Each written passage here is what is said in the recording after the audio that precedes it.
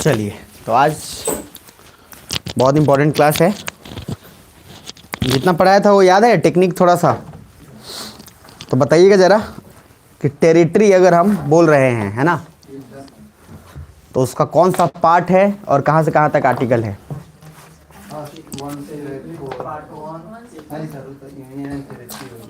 तो मैं टेरिटरी ही तो बोल रहा हूँ। आर्टिकल 1 से 4 पार्ट 1 सही बोल रहे हैं आप, घबराइए मत, क्योंकि उसी का ही पार्ट है, वहीं से शुरुआत है ना। चलिए, तो आज हम लोग टेरिटरी शुरू करेंगे, ध्यान से रखिएगा। देखो मैंने आप लोगों को ना कुछ अलग तरीके से पढ़ाया है और जानबूझ के अलग तरीके से पढ़ाया है, क्योंकि उसमें कनेक्शन बहुत ईजी है। सुन पा रहे हैं ध्यान से? तो थोड़ा ना अच्छे से पढ़ के रिवाइज करते रहिएगा, नहीं तो मज़ा नहीं आएगा। तो हेडिंग डालिए, दूसरा नेक्स्ट चैप्टर फ्रेश पेज पे डालिए, टेरिटरी, टेरिटोरी।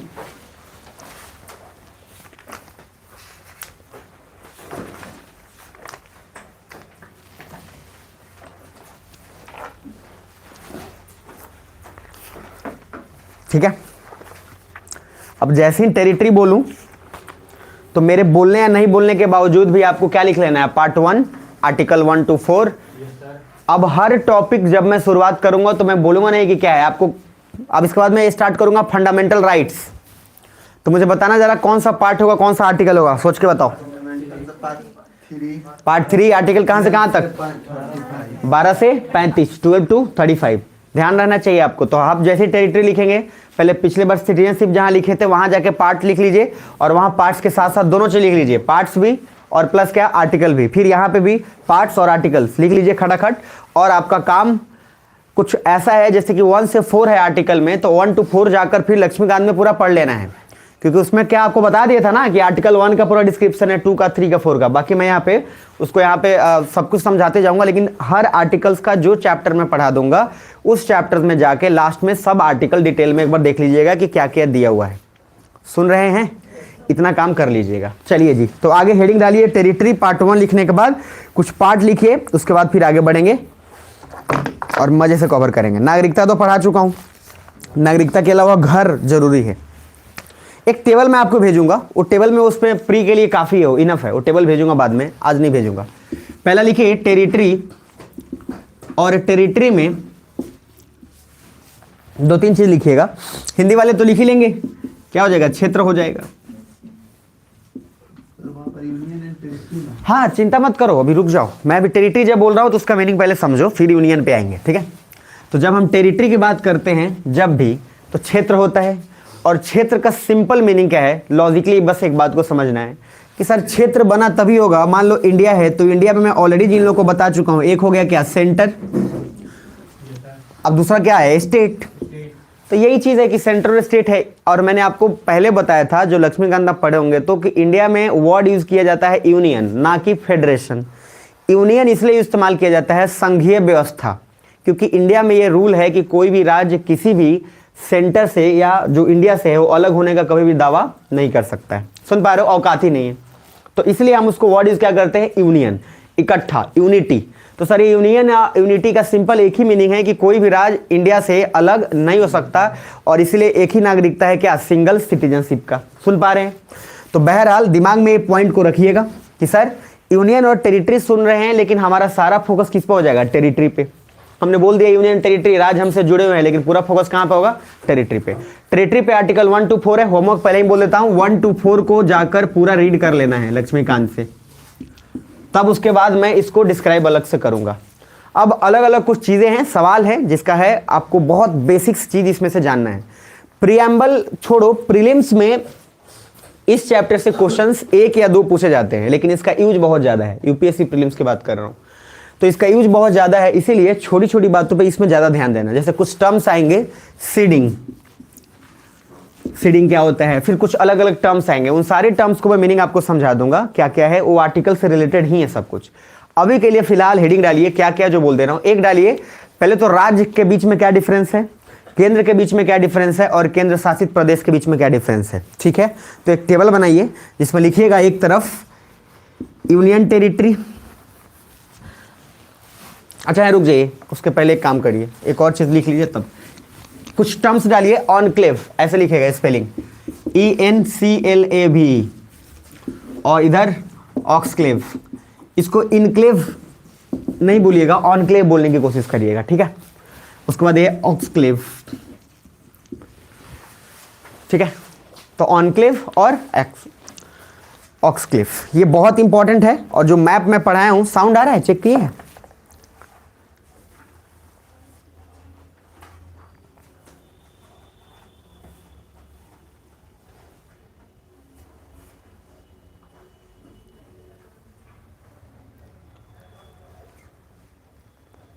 आना तो चाहिए, है ना? आना तो चाहिए, है ना? ठीक ठीक है, चलिए अब ध्यान से समझिएगा। क्या बात, ठंड लग रहा है कि भूख भूख लगा है सबको? ठंड किसको लगता है पता है ना? जो काम नहीं करता है उसको। सिंपल सा लॉजिक है, जिसके लाइफ में कुछ काम ही नहीं है ना, उसको ठंड नहीं लगेगा। और दूसरा पॉइंट, एक इंटरेस्टिंग बात, एक्साइटेड जितना रहोगे किसी चीज को करने के लिए और ठंड नहीं लगेगा। ये दो काम रखो। मुझे भी ठंड इसलिए नहीं लगता है, जैसे मैं बार बार और बच्चों को भी बोला था, आपको ही बोल रहा हूँ।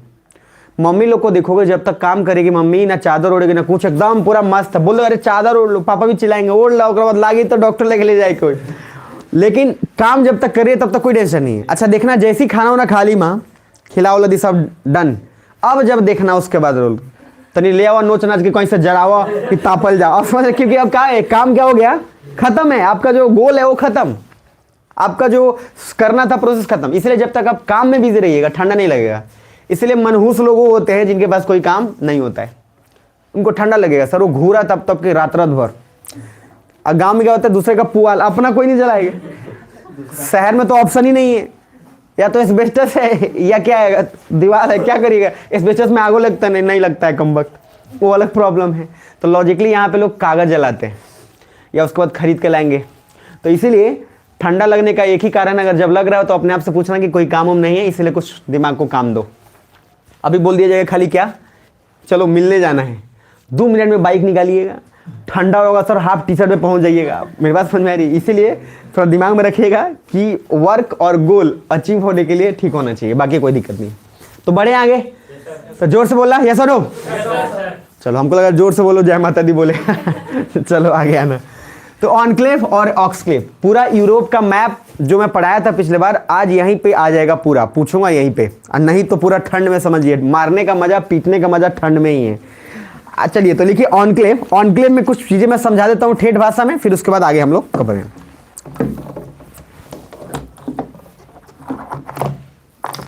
देखिए इसको अभी हटाइए, सीडिंग बाद में करेंगे। यहां देखना, मान लो एक कंट्री है, उस कंट्री के अंदर पूरी तरीके से एक दूसरा कोई कंट्री है, मान लो एक्स कंट्री है, और ये जो बाहर इसको जो घेरा हुआ है वो है वाई। मतलब वाई कंट्री के अंदर कंप्लीट कौन है, एक्स कंट्री। ऐसे किसी कंट्री का ध्यान में आ रहा है? बताना जरा।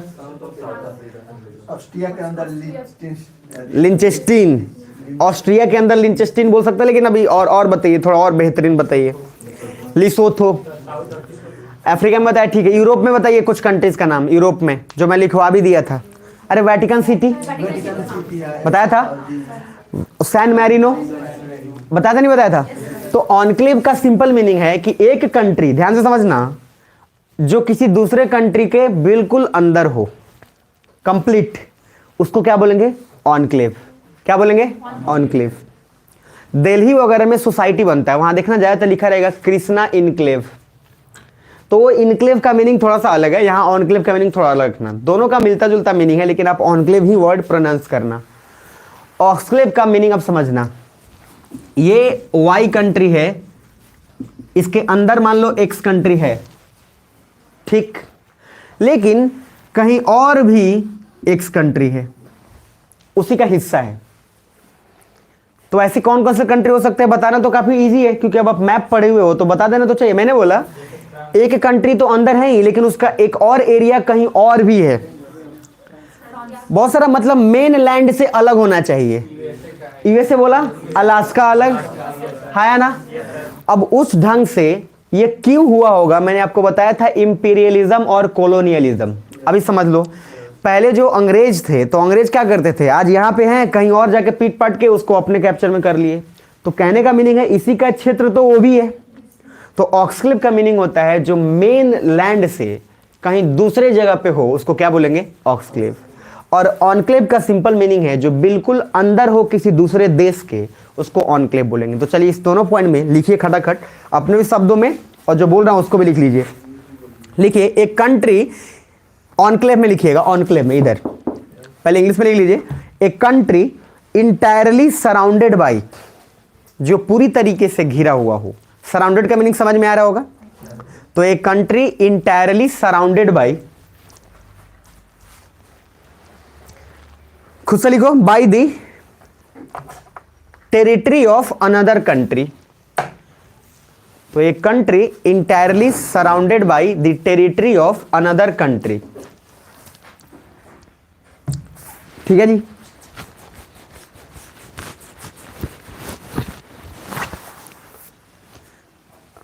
इंटायरली सराउंडेड बाई दी क्या, टेरिटरी ऑफ अनदर कंट्री। मतलब सिंपल, एक ऐसा देश जो किसी दूसरे देश से बिल्कुल चारों तरफ से घिरा हुआ हो, अंदर हो, उसी को क्या बोलेंगे, ऑनक्लेव। और ऑक्सक्लेव का सिंपल एक मीनिंग है कि कोई देश जिसका एक हिस्सा मेनलैंड यहां है लेकिन दूसरा हिस्सा क्या है, कहीं बाहर है, मेनलैंड से अलग है, चाहे वो कितना भी दूर हो फर्क नहीं पड़ता। एक और जैसे मैंने आपको ऑस्ट्रेलिया पढ़ाया था और ऑस्ट्रेलिया के नीचे तस्मानिया था, तो ऑस्ट्रेलिया कहीं है लेकिन सर उसके मेनलैंड से क्या है, दूर है। तो इसलिए ऑक्सक्लेव का मीनिंग है कि जिसका एक एरिया तो यहां हो लेकिन दूसरा एरिया कहीं और हो, उसको ऑक्सक्लेव बोलेंगे। तो ऑक्सक्लेव का डेफिनेशन लिखिए खटाक से, फिर आगे बढ़ेंगे। लिखिए a country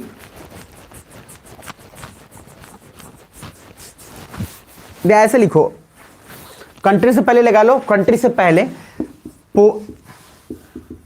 portion of the country. Portion जानते हैं ना, उसका भाग, मतलब किसी कंट्री का कोई भी छोटा सा हिस्सा। तो पोर्शन ऑफ, इसमें लिखेगा ऑक्सक्लेव में, portion of the country geographically separated. Geographically separated, तो ज्योग्राफी लिख लीजिए उसमें, और कली लगाना है तो ज्योग्राफी, ICALLY, ज्योग्राफिकली सेपरेटेड लिख रहे हैं, सब ठीक है। Geographically separated from main part of the country, from main part of the country,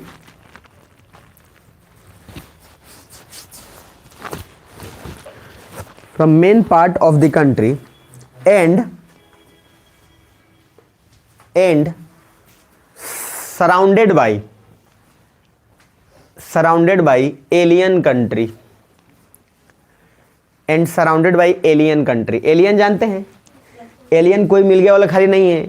alien का मीनिंग होता है विदेश, फॉरेन कंट्रीज। तो हमारे अलावा जितना देश है सब देश को हम एलियन का स्पेलिंग क्या लिखिएगा, ALIEN,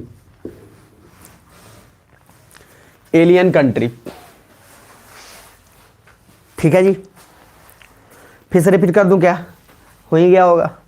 तो कहने का मीनिंग है कि ठेठ भाषा में ऐसे याद रखना है। देखो ये तो डेफिनेशन हो गया। देखो किताबी भाषा, किताब बहुत सारे अवेलेबल है दुनिया में, किताब से पढ़ के समझना होता तो फिर उसके बाद समझ रहे हैं आप।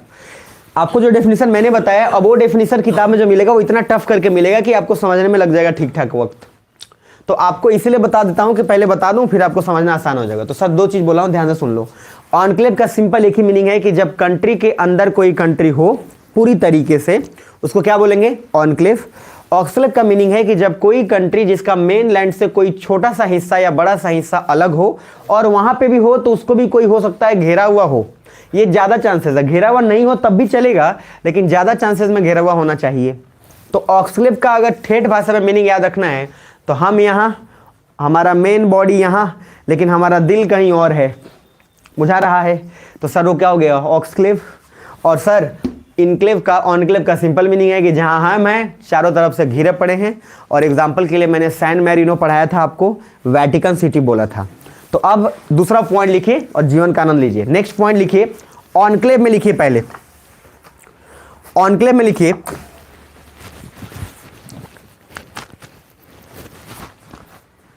सम कंट्री इन द वर्ल्ड, कुछ देश पूरे दुनिया में जहां पे ऑनक्लेव बनता है। Some country in the world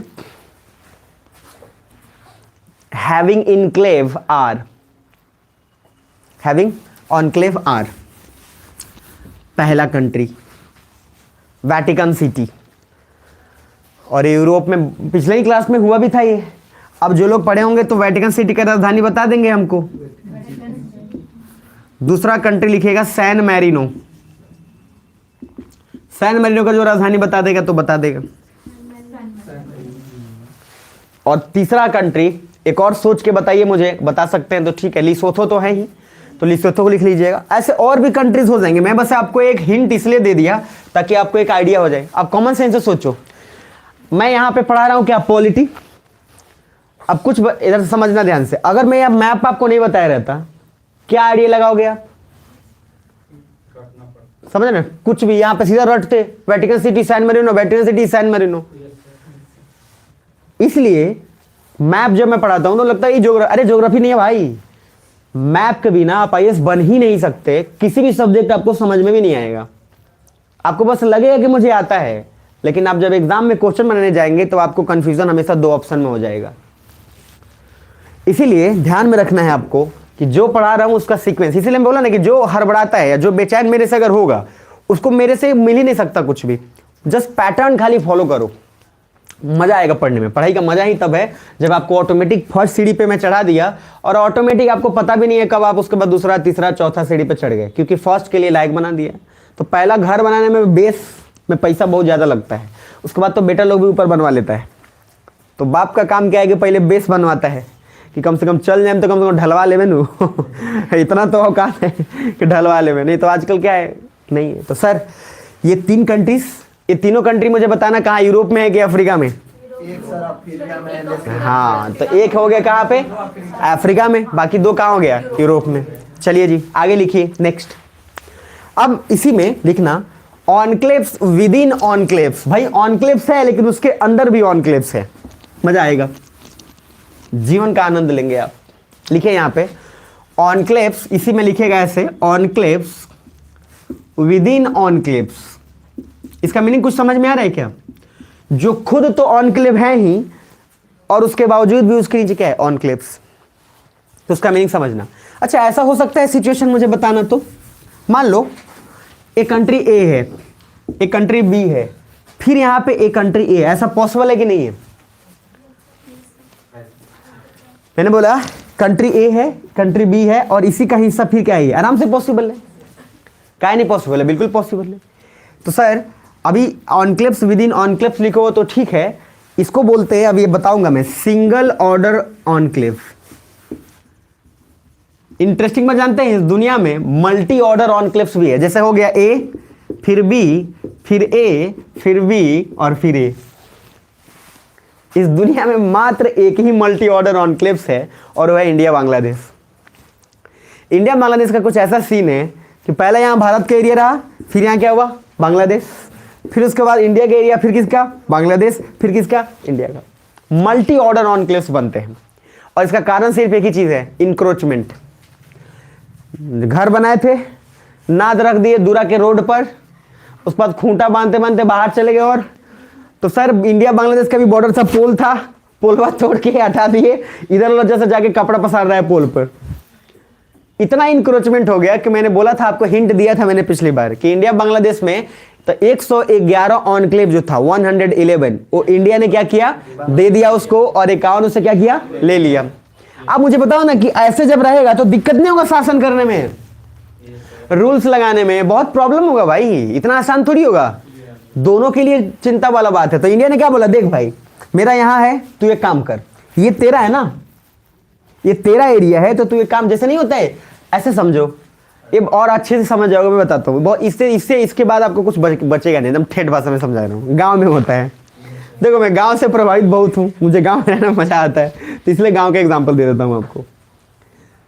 Motihari जिसको इसको लगता है ना शहर है, तो गलत फहमी दूर कर लेना, समझ में आ रहा है, ये गाँव ही है, ये ठेठ गाँव। तो देखो ऐसे गाँव में क्या होता है, जैसे मान लो आपका जमीन है, आपका घर यहाँ है, लेकिन आपका जमीन किसी दूसरे के घर के पीछे है, समझ में आ रहा है?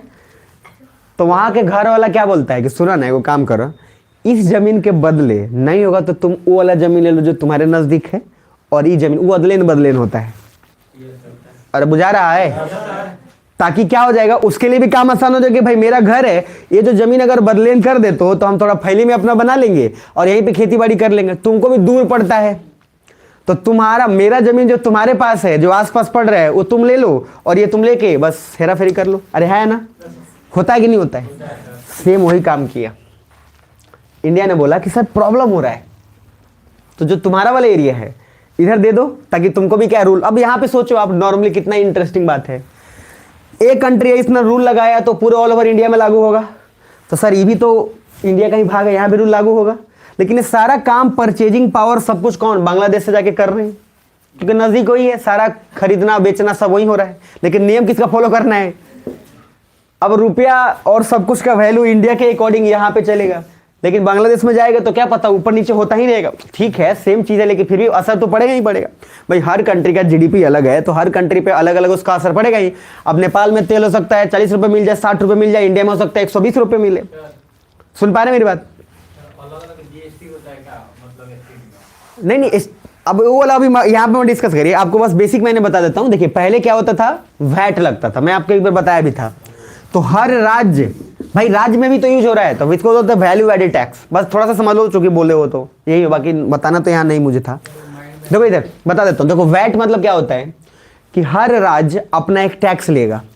जैसे मान लो इंडिया में 28 राज्य है, तो इंडिया में 28 राज्य अपना टैक्स लेगा और केंद्र भी अलग से लेगा। तो केंद्र ने अपना टैक्स ले लिया, भाई केंद्र काहे नहीं लेगा, सेम मेन तो वही है। तो केंद्र अलग से टैक्स ले लिया और अब राज्य भी अलग से टैक्स लेगा।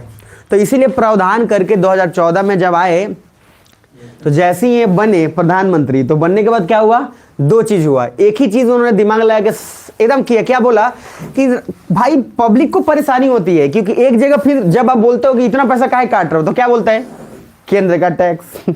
अब राज्य में सामान वाले गए तो स्टेट का टैक्स। अब सर ये दोनों जगह पे टैक्स देना था, इसलिए सोचा क्या, एक काम करो पूरे राज्य से मिलो और एक नया ले आओ जिसका नाम है जीएसटी। और जीएसटी में एक ही टैक्स लगेगा, बस 18% बोल दिया कि 18% लगेगा।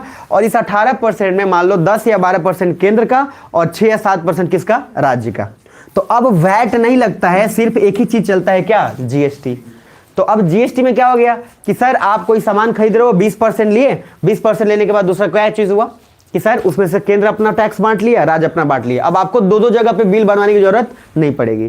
तो इसलिए काम किया गया। बाकी बस इतना ध्यान रखना, ठीक। 18% अगर बिहार में लग रहा है तो हाँ, उसी सामान पे झारखंड या किसी और अदर स्टेट में जाएंगे। जीएसटी का मीनिंग है कि एक ही जगह पूरे इंडिया में लगेगा। पहले राज्य अलग अलग लगाता था। अब जैसे वैट समझा करो, कॉमन सेंस से सोचो, उसके बाद समझ में आएगा। हालांकि बताना नहीं, बार बार बोल रहा हूँ, लास्ट में बोल रहा हूँ। अगर वैट जब हर राज्य अपना अपना लगाएगा तो वो अपने हिसाब से लगाएगा। भाई सीधी सी बात है, केंद्र अपना अलग लगाएगा, राज्य का नियम है तो राज्य अपने अपने हिसाब से लगाएगा। भाई हमको 15% चाहिए, राज्य इसलिए तो मनमानी करता था। केंद्र बोलता था आप 4% लगाइए, राज्य बोलता था हमारा ज्यादा खर्चा है, हम 12% लगाएंगे। तो राज्य अलग अलग लगा लिया। लेकिन जैसी जीएसटी आई, अब राज्य से पावर हटा लिया गया। सिंपल एक ही चीज कहा गया, क्या, कोनो राज्य में रहिए कितना लगेगा, 18%, चेंज ही नहीं होगा, बात खत्म। राज्य के हमने क्या किया, सेंटर ग्रेटर देन स्टेट्स। तो हमने सीधा बोला कि सेंटर का जो रूल है वही लगेगा। बाकी मेरे माइंड में था, एक आदमी बोल रहे थे ना कि पॉपुलेशन के अकॉर्डिंग नहीं, बाकी जब आगे इकोनॉमिक्स पढ़ाऊंगा वहां पे आपको बताऊंगा। ये यहाँ पे अभी पूछने का कोई लॉजिक नहीं, यहाँ पे अभी इस पे आइए, ठीक है। अब यहाँ ऑनक्लेव्स और दूसरा क्या है, ऑक्सक्लेव। तो ऑनक्लेव का मीनिंग सिंपल है, जो चीज अब जहाँ पे है पूरी तरीके से घिरा हुआ है। ऑनक्लेव में सिंगल ऑर्डर भी हो सकता है, मल्टी ऑर्डर भी हो सकता है। जब मैं सिंगल ऑर्डर की बात करूं तो सिंगल ऑर्डर में बहुत सारे आ जाएंगे। मैंने अभी हेडिंग डलवाया था आपको, ऑनक्लेव्स विद इन ऑनक्लेव्स। इसमें कुछ पॉइंट लिखिए, फिर आगे चलिए। लिखिए पहला यूएई ओमान। और एक और बात, आप लोग ना डिस्कशन से बचा करिए, जो आप बोल रहे हैं किसी फालतू को डिस्कशन करके कहीं जीतने की जरूरत नहीं है किसी से। 1000 क्वेश्चन आएगा, जीवन भर आप डिस्कशन ही करते रहेंगे। ये आपको हिदायत भी है, ध्यान रखिए। यहाँ पे जिसको काम नहीं होता वही डिस्कशन करता है, उसको आता नहीं है। एक लॉजिक कहीं से यूट्यूब शॉर्ट्स वीडियो देख लेगा और वो आपसे उसके बाद डिस्कशन लंबा चौड़ा कर लेगा, उसको कुछ नहीं है, समझ रहे हैं। ये बहुत फुहड़ किस्म का डिस्कशन और बहुत फुहड़ किस्म का स्ट्रैटेजी है, ध्यान रखिएगा। ये जब भी आपसे कोई क्वेश्चन पूछे नहीं आता है, तुम अपना जानो, हम तुम्हारे लिए पढ़ रहे हैं क्या। सिंपल सा लॉजिक है। अगर हमारे किसी का डाउट क्लियर करेंगे तो फिर हमारा क्या, पहले अपना तो पढ़ो भाई। और यहाँ मोतिहारी में ज़्यादा है, यहाँ पे क्या है ना, एक छोटा सा आदमी जो होता है ना, कूपमंडुक जो मेढक है, थोड़ा सा नॉलेज ले लिया, उस सब आपको पूरा लॉज में दिखाना चाहेगा कि अरे आज तक आया क्या नहीं रिजल्ट तुम्हारा। क्योंकि आप एक लॉजिक पे सोच रहे हो कि हम बहुत अच्छे हैं। एक टॉपिक पढ़कर आईएएस बन नहीं सकते आप। अगर आप इकोनॉमिक्स में महारत भी हासिल कर लिए तो क्या होना है उससे, कुछ नहीं होना है। आईएएस थोड़ी ना बनोगे, कुछ और बन जाओगे। इसीलिए डिस्कशन मत करिएगा। और जब भी मैंने बार बार बोला हमेशा आर्गुमेंट से बचना है। जब भी कोई आर्गुमेंट करे बोला ठीक है भाई, एक बार पढ़ लेने दो उसके बाद आएंगे। बिना पढ़े आर्गुमेंट मत करिए। पूरे गांव में नहीं होते, गांव में कुछ भी क्वेश्चन जाएगा गोबर भैंस, आप सीधा बोलते हैं एक ही चीज, आईएएस की तैयारी कर रहा है, बताओ भैंसी गोबर क्यों दिया। जो क्वेश्चन है सर सीधा पूछ लिया जाएगा। इसलिए अगर आप उनको जवाब देंगे तो नहीं, याद रखिएगा आईएएस में सिर्फ पढ़ना नहीं होता है, बचना भी होता है। और बचने का सिंपल मीनिंग है किसी को आर्गुमेंट करके अपने आप को जीतने की कोशिश मत करिए। हो सकता है आप वहां जीत जाएं, लेकिन तब तक इतना टाइम लॉस हो गया है कि आईएएस में हार जाइएगा। तो किसी से जीतिए मत, किसी से हार के जीत जाइए, वो ज़्यादा अच्छा है। तो आर्गुमेंट में हार जाइए, आईएएस में जीत जाइए, क्योंकि टाइम बचेगा। उतना जाकर रीड कर लीजिए। रीड करने के लिए दिया हूँ, कितने लोग पढ़ लिए सिटीजनशिप और वो आर्टिकल वाला, जो लोग कर लिए वो करिए, उसमें फ़ायदा है, वो ज़्यादा जरूरी है, समझ रहे हैं। ध्यान रखिएगा इसके बाद से। नेक्स्ट आगे, अब उसके बाद ऑनक्लेव्स में पहले लिखिए यूएई ओमान। हाँ, ऑनक्लेव्स विद इन ऑनक्लेव्स के अंदर पहला एग्जांपल में कंट्री का नाम लिखिए यूएई ओमान। अब जरा सोच के देखो यूएई और ओमान के बारे में। एटलस निकालो एक बार खटक से, जल्दी से, क्विक, सभी लोग जल्दी निकालिए। दिमाग में तो होगा ही, यूएई की राजधानी क्या था, अबू धाबी, और उसके बाद यूएई और ओमान का मस्कट। अब जरा एटलस निकाल के ऊपर रख लीजिए।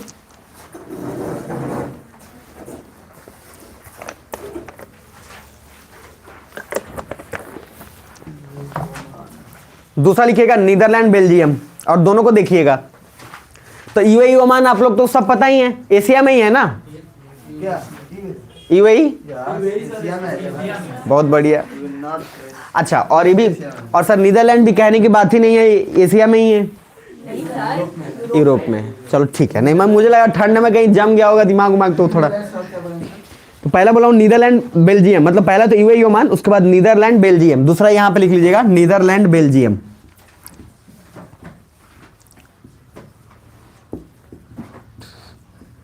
नीदरलैंड बेल्जियम पूरा मोतिहारी शांत पर है। स्टूडेंट सब चला जाता है, यहाँ कुछ लगता ही नहीं है, लगता है कि खाली हो गया पूरा। 4 जनवरी के बाद 4 जनवरी तो ये सब तो 24 से गायब है सब। तो क्रिसमस के पहले से पूरा गायब है सब। आधा से ज्यादा तो गार्जियन भी पूछेंगे कौन मास्टर पढ़ा रहा है रे अभी हम बोले भाई तुम्हारे बोलने से क्या फर्क पड़ता है पढ़ाएंगे अपन। इतना छुट्टी में, इसलिए तो बिहार पीछे है। यहाँ पे रोटी पानी जहाँ मिल जाता है सबको, उसके बाद छुट्टी मना देगा। अरे कुछ एक्स्ट्रा करो भाई, कुछ एक्स्ट्रा मेहनत करो। खाली रोटी पानी के लिए थोड़ी ना जिंदा रहना है। फिर बोलता है कि बिहार का हालत नहीं सुधरेगा। अरे आपको सुधारना है, मेहनत करना है। जापान में आपको बताया था ना, याद है? जापान में जब जब फेस्टिवल होता है तो फेस्टिवल पे 4 घंटे एक्स्ट्रा काम किए जाते हैं और लोग स्वतः करते हैं। इसलिए इतना छोटा एक आइलैंड नेशन हो के पूरा पावरफुल बन गया, और हम इतना बीच में हैं जहाँ एग्रीकल्चर है, जहाँ पे सब कुछ है, पीछे हैं फिर भी। और वो सोचो, जापान याद है ना, होकाइडो ले दे के 4 गो आइलैंड है, 4 गो आइलैंड पूरा दुनिया पे राज कर रहा है। और हमारे यहाँ हजारों हजारों आइलैंड्स है, लाखों लाखों आइलैंड्स हैं, और खाने के लिए नहीं है। समझ रहे सर, हम लोग इतने नकारा, निकम्मा और हरामखोरी किस्म के इंसान है कि मेहनत से एकदम पीछे भागते हैं। लेकिन चाहिए, शौक बड़े हैं भाई साहब, शौक कम नहीं है। शौक तो चाहिए, अपाची चाहिए समझ रहे? अपाची तो छोड़ दीजिए, आजकल बहुत ज्यादा शौक हो गया है। नहीं होगा तो सर ईएमआई पे ले लेगा आईफोन ऐसा सिस्टम अब आ गया है कि सर अगर आप ईएमआई नहीं चुकाइएगा तो स्क्रीन पे आ जाएगा, लॉक हो जाएगा ऑटोमेटिक। अब एक दिन सबसे घूम रहा भाई 1600 रुपए देना था, किस्ती भरे के, मोबाइल में नहीं क्या खुला तो भाई कर्जा लीजिएगा तो आपसे लेने के लिए कुछ ना कुछ व्यवस्था तो करेगा वो मोबाइल। उसमें सॉफ्टवेयर अब डाल दिया गया, बहुत सारे फोन में डाला गया है कि ऑटोमेटिक वो स्क्रीन पे आ जाएगा, लॉक हो जाएगा वो। जैसे ही उधर ईएमआई भेजिएगा ओपन हो जाएगा तो मोबाइल आपका है, कंट्रोल क्या कर रहा है? कोई और। तो कर्जा पे लीजिएगा तो ये ना होगा जी, दूसरा क्या होगा चलिए आगे। तो यूएई ओमान देखिए जरा, यूएई ओमान में, और उसके बाद नीदरलैंड बेल्जियम को जल्दी देखिएगा। अरे क्या सुन रहे हो आप लोग? एक बार जोर से थोड़ा सा बोलो तो, जोर से, यस और नो? अब थोड़ा सा आगे बढ़ना है। तो देखो जरा दोनों कंट्री को एक बार नाप तोल के। तो ऑनक्लेव्स विद इन ऑनक्लेव्स दिमाग में रखना। नीचे लिखो अब सिंगल ऑर्डर ऑनक्लेव, नीचे इसी में सिंगल ऑर्डर ऑनक्लेव, एक ऑर्डर का ऑनक्लेव, सिंगल ऑर्डर। अभी लिखवा तो दिया था मैं, A B A.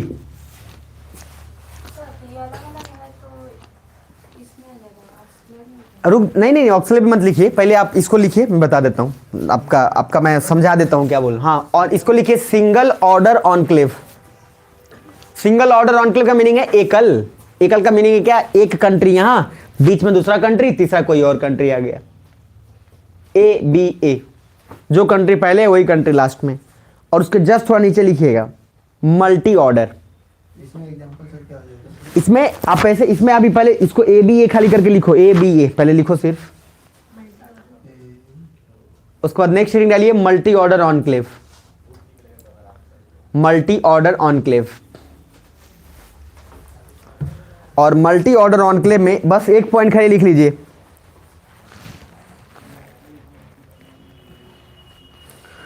Only India and Bangladesh has multi order enclave.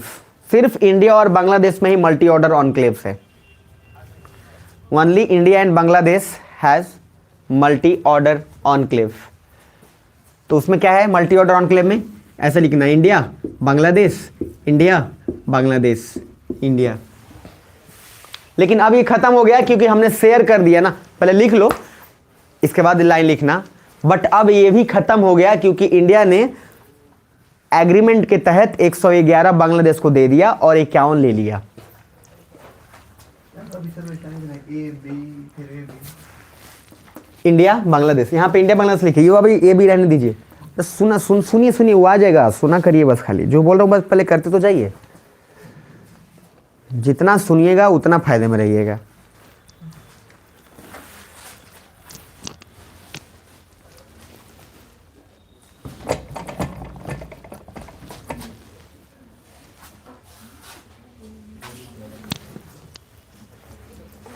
Single order में सिर्फ ABA लिखिएगा बस, ठीक है।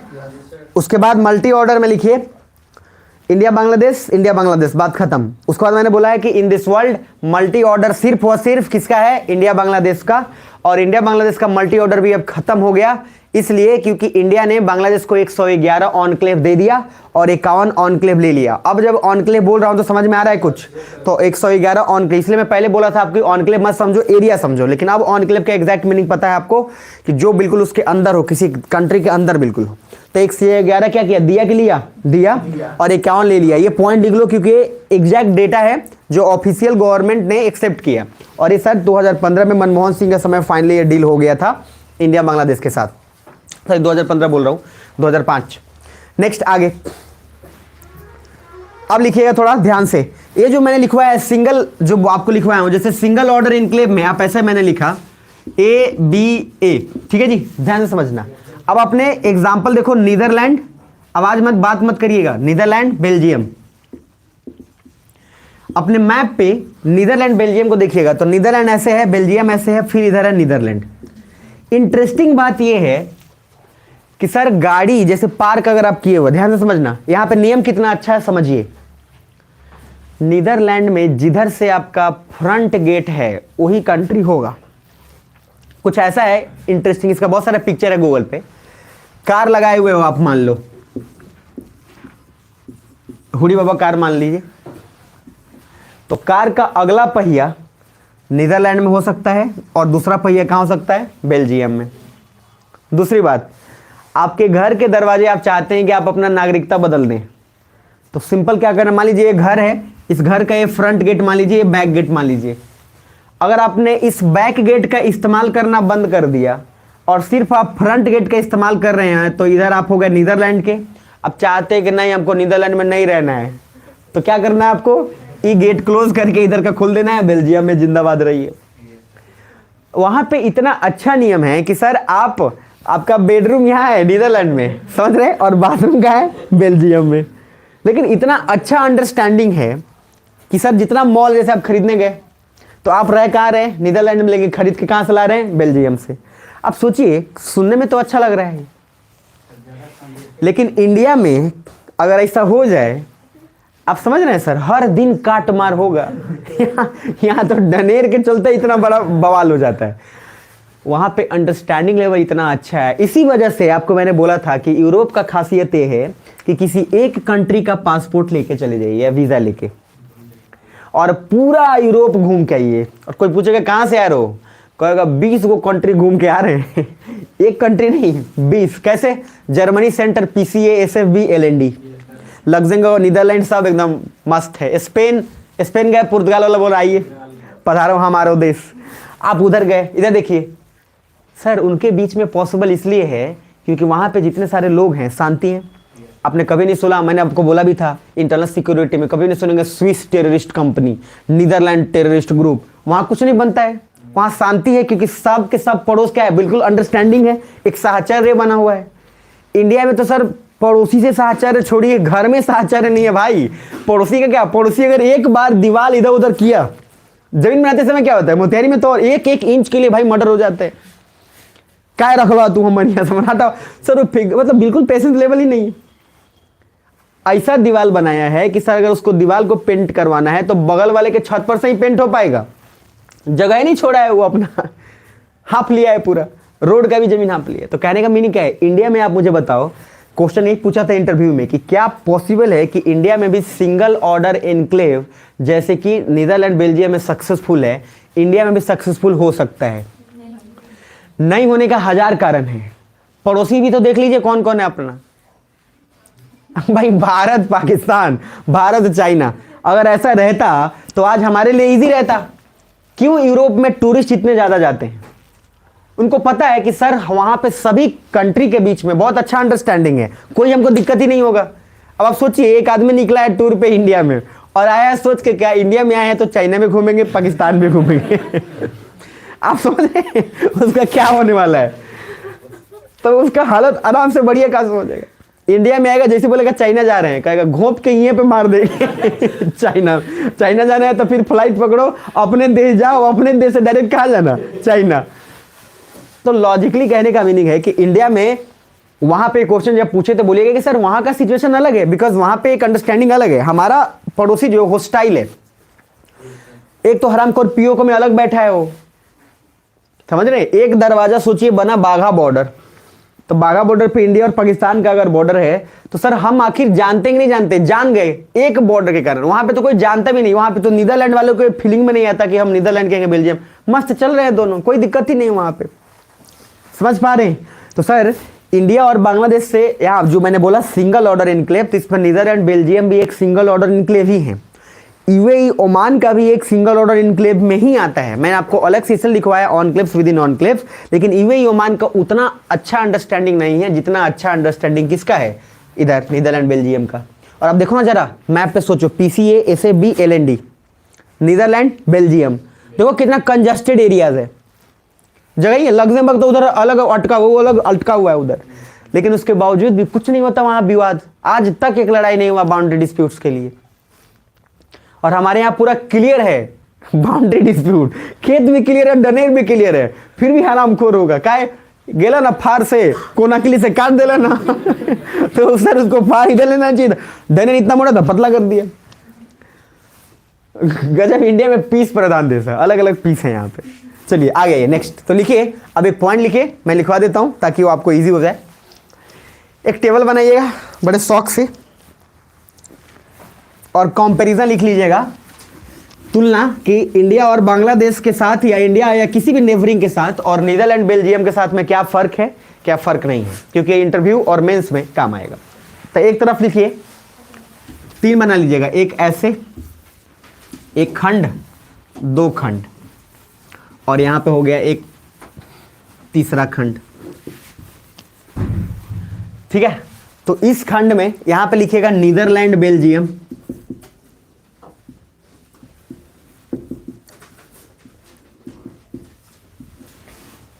ठीक है जी। दूसरा इंडिया बांग्लादेश,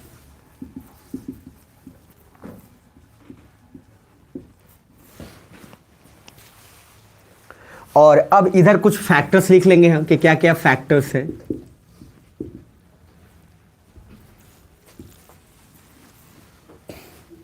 फैक्टर में पहला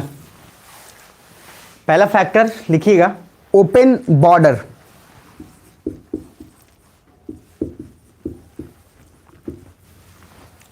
ओपन बॉर्डर का मीनिंग होता है क्या, सिंपल, कि बिना वीजा का जा सकते हैं। जैसे इंडिया से नेपाल आप जा सकते हैं, आसान है जाना, कोई दिक्कत नहीं है, बस अपना सब प्रूफ दे के जाइएगा। ताकि उधर से मर के आए तो पता हो कि कौन मरा है। इतना तो पता हो ना कि इंडिया को कम से कम पता तो चले कि कौन मर के आया है। तो सर ओपन बॉर्डर, तो मुझे बताइए नीदरलैंड और बेल्जियम के बीच में ओपन बॉर्डर है कि नहीं है? इंडिया बांग्लादेश ओपन बॉर्डर रहता तो फिर क्या ही चेंज करते हैं हम, क्यों दिक्कत होता? कोई दिक्कत ही नहीं होता, हम चेंज क्यों करते? दूसरा फैक्टर कोऑपरेटिंग गवर्नमेंट।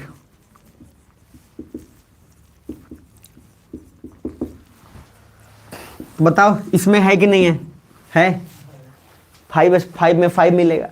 यहाँ हरामखोर का तो पता नहीं, ये तो अपने ही लोग को बोलता है बांग्लादेश कि हमारे लोग ही नहीं थे। याद है ना रोहिंग्या वाला जो बताया था, वापस आया तो कह रहा है हमारे लोग नहीं है भाई, तुम संभालो। तो जो अपने लोग को ही अपना लोग ना कहे उसका गवर्नमेंट हमसे क्या ही कोऑपरेट करेगा? तो कभी करता है कभी नहीं करता है। यानी कि सर ऐसे लिख लीजिएगा, कभी हाँ कभी ना, समझ रहे? ऐसे ही लिख लीजिएगा ताकि याद रहे, कभी यस कभी नो। और अगर बहुत शुद्ध में लिखना है तो मे और मे नॉट, बात खत्म। ठीक, मतलब कोई अगर अंग्रेज वाले अगर होंगे कोई तो मतलब कभी मे और मे नॉट, बात खत्म। तीसरा फैक्टर लिखिए, third utilities provider to enclave. ठंड बढ़ गई है नहीं तो कोई बात नहीं, टेंशन मत लीजिएगा, कल क्लास होगी, ठीक है, टेंशन नहीं लेने का। यूटिलिटी प्रोवाइडर, यूटिलिटीज मतलब क्या होता है? जो मतलब चीजें देते रहे आराम से, जो भी जरूरी की चीजें हैं। Utility provider to enclave, utility provider to enclave मतलब जो ऑनक्लेव वाले कंट्रीज को अपना देता हो सामान उमान। तो sir Netherlands Belgium done. India तो देता ही है बांग्लादेश को, हरामखोर, लेकिन कभी कभी बांग्लादेश क्या है सर, अपना अलग नौटंकी करता है, तो फिर भी हम मान के चलेंगे कि क्रॉस। ठीक, चौथा फैक्टर थोड़ा तेजी में लिखना आप, सेम करेंसी, या लिखना same currency. Fourth factor same currency. तो नीदरलैंड बेल्जियम का आपको क्या लगता है, अलग है कि सेम है? आपको पता नहीं होगा, लेकिन सेम ही मान के चलिएगा, जब इतना ओपन है तो सेम होगा ही होगा। इंडिया बांग्लादेश का सेम है? नहीं है सेम। बांग्लादेश का क्या है बताएगा कोई? टाका। चलिए आगे, नेक्स्ट लिखिए, fifth factor border clearly marked. इसका आंसर तो आपको पता ही होगा। समझ गए ना, डनेर वाला सिस्टम ध्यान रखिएगा। बॉर्डर क्लियरली मार्क्ड भाई इंडिया में, मतलब मैं क्या बताऊं आपको, बड़ा खुश रहता हूं मैं यहाँ पे। समझ रहे आप, हर दिन सुबह उठिएगा तो आपको गांव में कोई ना कहीं झाऊ माऊ सुनने को मिल ही जाएगा। हर दिन प्रॉब्लम है सर, एकदम मजेदार है। तो क्या लिखिएगा, बॉर्डर क्लियरली मार्क्ड। आंसर तो आपको पता ही होगा, नीदरलैंड में तो हो ही जाएगा बॉर्डर क्लियरली मार्क्ड।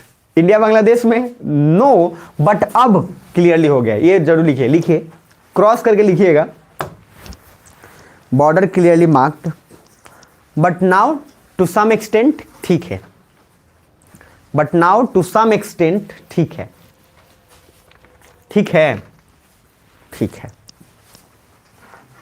आगे तो पांचों फैक्टर को जरा गौर फरमाइए। तो पहला फैक्टर क्या था, जरा रिपीट करिए।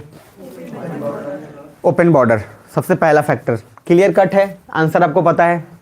दूसरा फैक्टर कोऑपरेटिंग गवर्नमेंट, आपको पता है, ठीक है जी। तीसरा factor utility provided to enclave, जो उसको जरूरत पे सामान देता हो, जरूरत पे उसको मदद पहुंचाता हो। तो सर बांग्लादेश में तो हम लोग कर ही लेते हैं, लेकिन दोनों तरफ से चूंकि नहीं चलता तो हम नहीं मान के चलेंगे, क्योंकि दोनों तरफ से चलता तब अच्छा रहता ना भाई। नेक्स्ट फोर्थ सेम करेंसी, वहां का सेम है, इंडिया का सेम नहीं है। Fifth point border clearly marked, इसका आंसर तो आपको पता है। चलिए आगे बढ़िए, अब एक हेडिंग डालिए जो सबसे इंपॉर्टेंट आने वाला है, और इसके बाद मैं कुछ वीडियोस भेजने वाला हूं आपको, उस सभी को देखना है आज के पढ़ाने के बाद, ठीक है जी। और एक और बात बोले रहा हूं, जितना जितना होमवर्क दे रहा हूं नहीं कर रहे हो तो किस उम्मीद में बैठे हो मुझे नहीं पता। जैसे मैंने दिया था पढ़ने के लिए आपको कि लक्ष्मीकांत पढ़ लेना है, तो जो जो चैप्टर पढ़ाते जा रहा हूं बार बार बोल रहा हूं उसी समय पढ़ते जाइएगा, बाद में मत कोशिश करिएगा कि बाद में कर लेंगे। मैं एक बार आपको पहले बता देता हूं, जो चीज अभी छूटेगा वो बाद में कवर नहीं होगा, मान जा भाई। जो चीज अभी छूट गया आप, अच्छा मैं सिंपल एग्जांपल बोल रहा हूं, सुनना ध्यान से। 10th या 12th में अगर आप अच्छे से नोटिस किए होगे ना तो ध्यान से समझना बताता हूँ। जैसे मान लो 12th में कोई साइंस से पेपर दे रहा है या 10th में, उसने किसी टॉपिक को छोड़ दिया, अगर मान लो क्या हो गया ये, उसने किसी टॉपिक को मान लीजिए छोड़ दिया, जैसे लाइट चैप्टर मान लीजिए छोड़ दिया, मैं आपको पूरे यकीन के साथ बताता हूँ लास्ट तक कवर नहीं होगा वो। सुन पा रहे हो मेरी बात? तो छूट ही जाएगा। और उसके बाद आप मैनेज क्या करोगे? कोई बात नहीं, एक ही तो छूटा है, आपको पता नहीं है कि एक छूटा है, लेकिन आपका नंबर कितना छूट गया आपको आइडिया नहीं है। तो इसीलिए ना लाइट चैप्टर जिस तरह से छूटता है वैसे ही यहाँ छूट जाएगा। और आप लोगों को क्या बोला हूँ, फर्स्ट ईयर में हो भाई, किस चीज़ का आपको है बेचैनी? यहाँ तो अभी ऐसा मोटिव होना चाहिए कि यार बढ़िया से एकदम आराम से क्लियरली पूरा कवर करना है। किस चीज़ में बेचैनी हो कि छोड़ देंगे कल कर लेंगे? क्या ऐसा करने वाले हो, है ना? अगर श्रीलंका में विजय प्राप्त करने वाले हो तो बता दो, साथ में चल लेंगे सब जन। इसीलिए जो बोलूँ ना कर लेना। और मैं बता रहा हूँ गुस्सा नहीं आता है, जिस दिन आएगा उस दिन आपको बहुत बुरा इंसान लगूंगा आपको। इसीलिए पढ़ लीजिएगा, तब तक मैं अच्छा हूँ जब तक आप मेरा काम कर रहे हैं। सिंपल सा लॉजिक है। और क्या अच्छा होना भी चाहिए तब तक जब आप काम करें। काम नहीं करे तो अच्छा कैसे हो जाएगा? इधर के पापा लोग को जानते हैं आप, बिहार के पापा लोग जो पैट्रियार्कल सोसाइटी, तो ऐसे ही है। जब प्यार आएगा तो बहुत प्यार आएगा। आज फिर प्यार आया है, और जब चलेगा ना उसके बाद तो सर कुछ भी बचता नहीं है, पूरा अंग प्रदर्शन चलता है। ये जो मिल जाए, फाटा, लात, गैस सिलेंडर सब चलेगा। इसीलिए ध्यान रखिएगा, जब मारते समय पापा सोचते भी नहीं है, वो पीटने के बाद सोचते जाइए अपने बेटों को कूट दिए। मतलब आपको बोल दिया हूँ कि पैट्रियार्कल सोसाइटी यहाँ होता है, तो ध्यान रखिएगा कि काम करते जाइएगा, हड़बड़ाइएगा मत। कितने लोग पढ़ लिए हैं नागरिकता, सिटीजनशिप? एक भी पेज अगर छूटा हुआ ना तो कवर कर लीजिएगा। आज पढ़ा रहा हूँ टेरिटरी जाकर कुछ टॉपिक को छोड़कर बाकी सारा पढ़ लेना है, ठीक है जी। फंडामेंटल राइट जैसे ही पढ़ा दूंगा ना तो फंडामेंटल राइट्स के बाद आपका लक्ष्मीकांत आधा ही निपट जाएगा। फंडामेंटल राइट, डीपीएसपी, एफडी, एक टॉपिक पढ़ाऊंगा पूरा खत्म। और आपको तब लगेगा अरे गजब चल रहा है, मतलब। इसीलिए पीछे का छोड़े, आगे का गायब हो जाएगा। बहरहाल आगे चलते हैं। अब हेडिंग डालिए। मैंने क्या हेडिंग डलवाया? कुछ हेडिंग डलवाया अभी? नहीं डलवाया। तो चलिए अब पहला पॉइंट लिखिए। कुछ एक एग्रीमेंट है जो आपको बता देना जरूरी है, मैं सोच रहा हूं यहीं पे बता दूं। लिखिए, land boundary agreement between India and Bangladesh. Land boundary agreement between India and Bangladesh.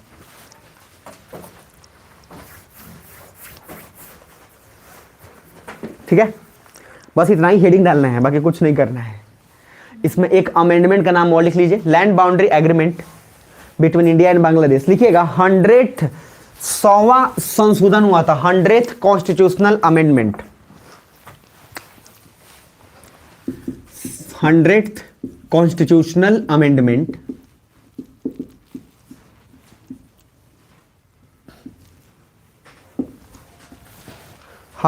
Constitutional amendment,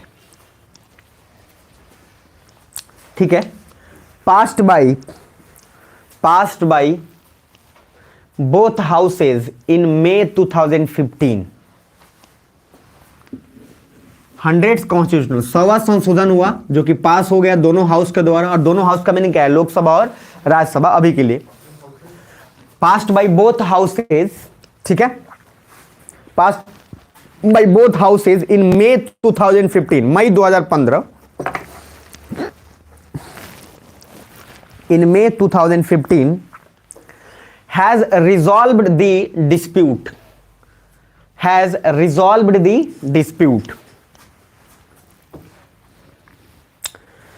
और has resolved the dispute मतलब क्या है? विवाद, डिस्प्यूट। तो डिसॉल्व द डिस्प्यूट से पहले आप लिख सकते हो बाउंड्री डिस्प्यूट। किस चीज का डिस्प्यूट था? तो बाउंड्री का, डनेर का नहीं था, ताकि वो ज्यादा क्लियरली थोड़ा लगे, स्पेसिफाइड लगे। तो सिंपल मैं एक स्टेटमेंट बोला हूं, जरा बताना। 100th constitutional amendment was passed by both houses in May 2015। 2015 मई में पास हुआ है। देखो प्रपोजल बहुत पहले से चल रहा था, मनमोहन सिंह के समय से भी बहुत ट्राई चल रहा था, लेकिन आते आते, जैसे आधार कार्ड है, सुनना ध्यान से, आधार कार्ड का बिल ऑलरेडी पास हुआ था और मनमोहन सिंह के समय ही सब कुछ हुआ था, और उस समय बीजेपी विरोध की थी। और जैसे ही बीजेपी गवर्नमेंट आई, आधार कार्ड लागू हो गया। बुझा रहे? ये होता है। तो लॉजिकली कहने का मीनिंग है कि 100th कॉन्स्टिट्यूशनल अमेंडमेंट 100वां संशोधन हुआ। इसलिए पूछ लेता है प्रीलिम्स में कि इंडिया और बांग्लादेश के बीच में जो बाउंड्री डिस्प्यूट्स को सॉल्व किया गया वो कौन सा संशोधन था, कब किया गया था। तो इसलिए सिर्फ आपको 2 फैक्टर दिमाग में रखना है, 100th कॉन्स्टिट्यूशनल अमेंडमेंट, और दूसरा याद रखना है आपको क्या कि सर मई 2015 में हुआ था, बात खत्म। उसके बाद से मामला क्या हुआ इसमें। अब नेक्स्ट पॉइंट लिख लीजिएगा, इंडिया हैज गिवन 111 ऑनक्लेव। एक पॉइंट लिख लीजिएगा, इंडिया हैज गिवन, इंडिया ने 111 ऑनक्लेव दिया। अब खेत मत लिखिएगा, अब क्या लिखिएगा, ऑनक्लेव। ठीक है, पहले समझाने के लिए मैंने बोला था कि खेत समझ लो, एरिया समझ लो, यहां पे अब स्पेसिफाई लिखना, India has given 111 enclave and taken 51 enclave, and taken 51 enclave. तो 111 दिया, 51 लिया। ठीक है जी, आगे नेक्स्ट देखो, इसमें मेन मुद्दा है ना कुछ आर्टिकल्स का। वो आर्टिकल्स मैं एक ही बार में समझाऊंगा। आर्टिकल्स के अलावा जो जो चीज़ है उस सारे चीज़ को मैं यहीं पे चाहता हूं बता दूं ताकि आसान हो जाए काम। हो गया, आगे बढ़ते हैं। नेक्स्ट लिखिए हेडिंग। अब यहां से मजा आएगा। टेबल बना लीजिए, टेबल, कुछ टेबल है उस टेबल को बना लीजिए, फिर आगे बढ़ते हैं।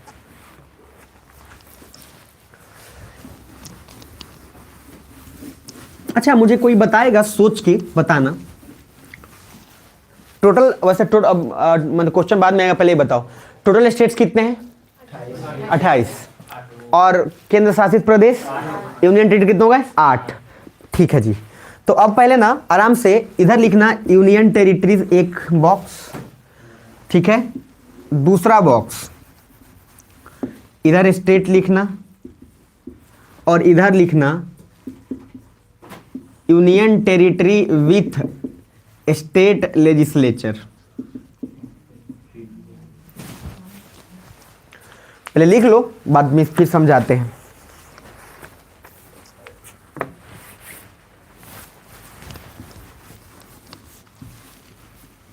इसको ध्यान से समझना और चुपचाप सुनना, पहले हड़बड़ाना मत, पहले ही मन मुतावला होता है। इतना बात दिमाग में रख लो कि मेरे पढ़ाने के बाद आपको लास्ट तो सारे डाउट खत्म हो जाएंगे, इसलिए सुन लिया करो, ठीक है। तो सुन रहा है ना तू? सुन रहा हूं मैं। चलिए देखिए, बोर तो नहीं हो रहे? ठीक है, हो भी रहे होगे तो बोलना नहीं है। एक आईएएस है अभिषेक कुमार, आप लोग जानते होंगे। कितने लोग जानते होंगे थोड़ा बहुत। तो अभिषेक कुमार आईएएस जो है उनका गाना भी है, वो मॉडलिंग भी करते हैं और अच्छा खासा एक्टर है, बढ़िया मूवी भी है, समझ रहे हो। उनका मूवी एक आ रहा है, पैसा नहीं लेते हैं वो। तो अभिषेक कुमार जो हैं वो आईएएस हैं, और मतलब मैं क्यों बता रहा हूँ उसके पीछे लॉजिक बता देता हूँ आपको। तो बेचारे आईएएस अभी प्रेजेंट में है, और अच्छा उनकी वाइफ भी है, वो भी आईएएस आईपीएस है, उनके भी पोस्टिंग, दोनों मतलब मामला दोनों सेट है, दोनों मतलब हैं बढ़िया। इससे बढ़िया जोड़ी और क्या होगा, बढ़िया है दोनों, मतलब ठीक है। तो ये फिल्म करते हैं तो कोई चार्ज नहीं लेते। आप बहुत फेवरेट गाना जो जुबिन नौटियाल और इन सब का है, टी सीरीज और इन सब का, उन सब में वो काम भी किए हुए हैं, लेकिन आपको पता नहीं चलेगा कि मतलब ऐसा हरकत है। पता चलना आपको इसलिए चाहिए, आईएएस होने के बाद कोई चार्ज नहीं ले रहा है। ऐसा नहीं कि ले नहीं सकते हैं, ले सकते हैं। आपको पता है कि एक एक मूवी के लिए लोग करोड़ करोड़ रुपए लेता है और वो आराम से छोड़ रहा है। तो आईएएस बनने के बाद आपको जो ऑप्शंस मिलते हैं ना, वो बहुत बहुत तरीके के ऑप्शंस मिलेंगे, बहुत तरीके के। एक उड़ीसा कैडर के हैं, गूगल पे कभी सर्च करिएगा, उड़ीसा कैडर के हैं, आईपीएस हैं, और उन्होंने क्या किया, जैसे उनको इंटरेस्ट है बड़ा, तो उन्होंने अपने आप को मान लिया कि उनकी जो राधा से उनको और एक कृष्ण बहुत प्यार। आप सर्च करिएगा कि IPS officer devoted to Krishna, ऐसा कुछ करके तो आएगा आपको। तो सर वो इतना वो दीवाने हो गए कि वो कृष्ण के प्रति बहुत समर्पित हो गए, तो अपने आप को ना राधा टाइप फील करने लगे वो, ठीक है। और उसके बाद क्या होता था, उसको तो प्रोग्राम करना शुरू कर दिए। तो मतलब वो हर जगह राधा और कृष्ण, जो कृष्ण लीला राधा होता है ना, उसमें वो पार्ट लेने लगे। अब सोचो एक आईपीएस आप हैं, इधर इधर इधर दंगा चल रहा है, आप इधर आपने अपना रासलीला में लगे हुए हैं। तो ये भी तो एक मतलब भाई पब्लिक सर्वेंट का भी तो अपना एक जिम्मेदारी होता है ना। तो उनको सर आईएएस सस्पेंड कर दिया गया। सोच लो, लेकिन फिर भी अभी वो है। तो इस टाइप से मैं आपको इसलिए थोड़ी थोड़ी रोचक घटना इसलिए बताता हूँ क्योंकि रियल लाइफ इससे। और रियल लाइफ बेस्ड में आपको बताने का एक ही लॉजिक है कि आईएएस मात्र एक ऐसा सर्विस है जिस सर्विस में आप दुनिया भर का काम एक्सप्लोर कर सकते हो। कौन? अभिषेक कुमार, हाँ लखनऊ के हैं। और आप गूगल सर्च मार दिए होगे हो तेज है इसमें, लोकेशन सर्च मार देंगे फट से। तो आजकल गूगल का जमाना ही चल रहा है। तो कहने का लॉजिक है कि वो जो टर्म्स है, सोचिए क्या है, करोड़ों रुपए लोग लेते हैं, ये छोड़ रहे हैं और अपना आराम से रह रहे हैं। और अच्छा, इनका कहानी भी बहुत ज़बरदस्त है। तो लॉजिकली कहने का मीनिंग ये है कि वो भी डिप्रेस्ड कभी थे, काफ़ी डिप्रेशन में थे, उसके बाद सडनली आते हैं और एकदम तोड़ के मुंह तोड़ जवाब मिलता है। तो आपको आईएएस का बार बार कहानी सुनाने का सिंपल एक ही लॉजिक है कि आईएएस से ज़्यादा वैविध आपको नहीं मिलेगा। दुनिया का मात्र एक जॉब जब आपसे पूछा जाए जिसमें आप बोर नहीं हो सकते, वो एक आईएएस है। क्योंकि देखो इधर, अरे उसको भी सुनने दो, उसको भी सुनने दो, तुम तो खुद सुनते नहीं हो समझा करो, ध्यान से समझना। अब इंटरेस्टिंग बात क्या है कि मान लो जैसे आप आईएएस में हो तो क्या बोर नहीं होता? इंटरव्यू में भी पूछता है कि आईएएस ही क्यों। आपसे ये क्वेश्चन तो स्वाभाविक है, पूछा ही जाएगा। अच्छा, जितनी बार पूछा जाएगा उतना लोगों का जवाब अलग अलग होगा। ये ऐसा क्वेश्चन है कि आप कभी भी एक फिक्स, आप बोलोगे सर समाज सेवक, समाज सेवा तो होता रहेगा, सही बताओ सही समाज सेवा बहुत हो गया सब समाज सेवा, इतना समाज सेवा होता तो करप्शन इतना क्या हो रहा होता समाज सेवा करेंगे। 4 आदमी आईएएस निकला था, इतना मंगलो करोड़ रुपए समाज सेवा करने हैं। हाँ बोला समाज सेवा ठीक है, तो कैसे होता है? जितना उधर लोग का पैसा है लेके रखिए, समाज सेवा है। तो उसमें एक रीज़न है, आप उसमें नॉर्मली डाल सकते हैं कि सर डायनेमिक है, आप बोर नहीं होंगे, आपको 9 से 5 काम नहीं करना पड़ेगा, एक ही काम हर दिन कर रहे हैं, 9 से 5 गए, 9 से 5 ड्यूटी, खाए सोए, बस हो गया। ये काम आपको नहीं करना पड़ेगा। सुन पा रहे हो? ये प्रॉफिटेबल है, ये आईएएस में हो सकता है। जब मन नहीं किया क्या करना है, गाड़ी उठाना है, गाँव में घूम जाना है, कौन साहब है, कलेक्टर साहब है, वाले दिखा रहे सब, अपना उसका जांच कर ली, उसका सुधार दी, स्कूल में छापा मार लो, मन नहीं कर स्कूल में पहुंच जाओ। मतलब ऐसे पहुंच जाना, टीचर को मारना होना नहीं, लेकिन फिर भी पहुंच तो सकते हो। आपका एक गाड़ी पहुंचने का मीनिंग है कि स्कूल का सारा स्टाफ हिला हुआ है। प्रिंसिपल का तो थर थर कांप रहा है वैसे ही, क्या कि यहाँ का प्रिंसिपल ऐसे भी पढ़ा लिखा थोड़ी ना है यार, ये सिर्फ आईएएस ही दे सकता है। इसलिए मैं आपको नॉर्मली बोलता हूँ कि उस चीज़ में जब आप रहेंगे ये सब बातें सुनेंगे धीरे धीरे, तो सब कॉन्शियस माइंड ऑटोमेटिक आ जाएगा।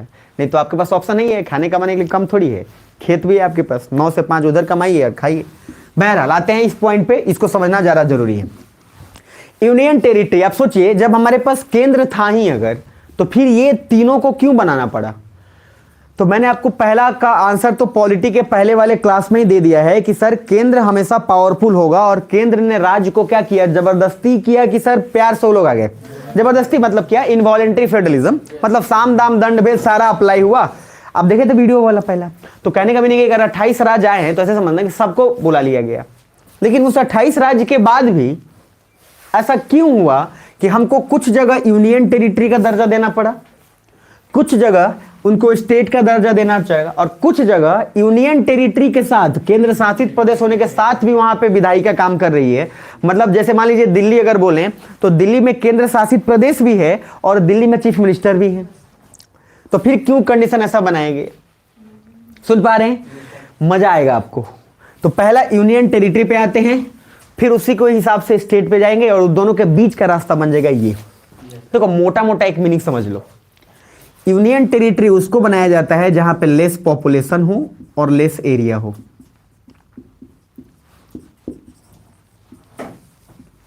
ये मैं बोल रहा हूं, ये फिक्स नहीं है, बस आपको समझाने के लिए बोल रहा हूं, ठीक है? ये समझाने के लिए बोल रहा हूं कि आप ऐसे मान लो कि जिसका लेस, जहां पे छोटा एरिया हो, और छोटा एरिया हो बस, ज्यादा उसमें लोग भी नहीं हो, बस उतना हो। दिल्ली एक्सेप्शनल है, ध्यान रखना, अभी समझना ध्यान से। इधर जब छोटा एरिया हो, कम लोग हो, तो यूनियन टेरिटरी होगा कि राज्य होगा? Union territory. सुनना यहां से, एक हुआ छोटा, एक हुआ बड़ा। जो बड़ा है वो राज्य है, जो छोटा है वो केंद्र शासित प्रदेश है। अब एक ऐसा भी तो होगा कि ना उसका पॉपुलेशन बहुत ज्यादा है ना बहुत कम है, इतना ज्यादा भी नहीं है कि उसको राज्य का दर्जा दिया जा सके, और इतना कम भी नहीं है कि उसको क्या दिया जाए, केंद्र शासित प्रदेश। तो क्या बोला गया? Union territory with state legislature, की दोनों रह जाएगा। अरे बुझाया? तो सर कहने का लॉजिक है, हमने इसको बना लिया, इसलिए आप यूनियन टेरिटरी देख लीजिए जितना सारा है, सब उनका ज़्यादा तो चर्चा में भी रहता है, लेकिन हम लोग को ज़्यादा सुनने में नहीं रहता है। लेस पॉपुलेशन है। अब मान लीजिए अंडमान निकोबार बोले, मान लीजिए अंडमान निकोबार बोले, सर कोई दिक्कत नहीं है, आराम से, ठीक है जी, बढ़िया है, कभी न्यूज़ में आ गया, कोई दिक्कत नहीं है। गोवा, इंटरेस्टिंग बात समझना, जब राज्य का दर्जा दिया जाता है तो सर पावर ज़्यादा राज्य का बढ़ जाएगा। यहाँ देखो यूनियन टेरिटरी में पूरा का पूरा पावर कौन होगा? केंद्र का। डायरेक्ट ऑपरेट करेगा, उसको किसी से पूछने की जरूरत नहीं है। सिंपल सा बात है कि यूनियन टेरिटरी का नाम है केंद्र शासित, जहां केंद्र का शासन हो उसको केंद्र शासित बोलेंगे, बात खत्म। कुछ भी करना हो टक से बुलाएगा। अब उधर राज्य में सर एक और आदमी है जो गुंडा है, अगर आप गुंडा हैं तो राज्य में भी वो भी गुंडा है, और वो बड़ा गुंडा है राज्य में। मजाक बात नहीं, आइएगा तो क्या पता आपका सिक्योरिटी में सेंध लगा देगा। आप समझ रहे हैं बात? भाई कुछ भी हो सकता है। अगर आप केंद्र में हैं तो सर राज्य में ये भी है डॉन, आप पीएम है तो ये सीएम है, मजाक नहीं है। क्या पता आप पुल पे गए, पुल पे कुछ भी हो सकता है, समझ। खैर अब यहाँ पे आ गए तो केंद्र और राज्य का इंटरेस्टिंग स्टोरी क्या है कि राज्य सर बड़ा है, एरिया बड़ा है, लोग ज्यादा हैं, पॉपुलेशन ज्यादा है, उसको आपने दर्जा दे दिया कि ठीक है।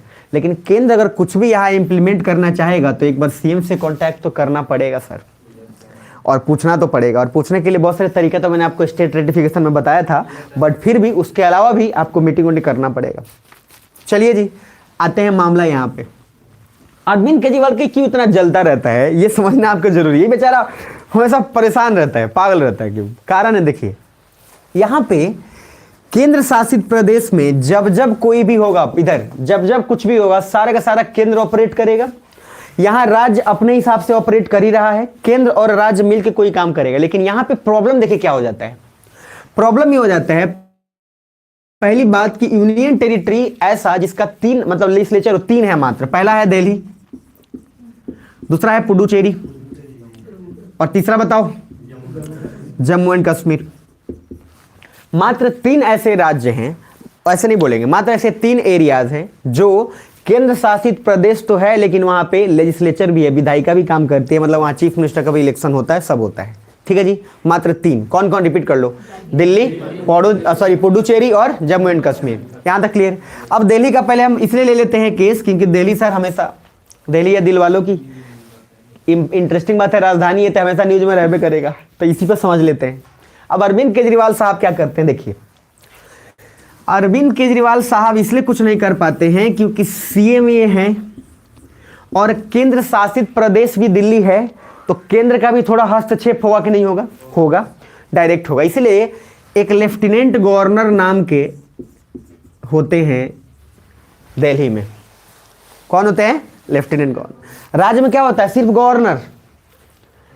इधर राज्य में क्या होगा? गवर्नर। यहां क्या है? Lieutenant governor.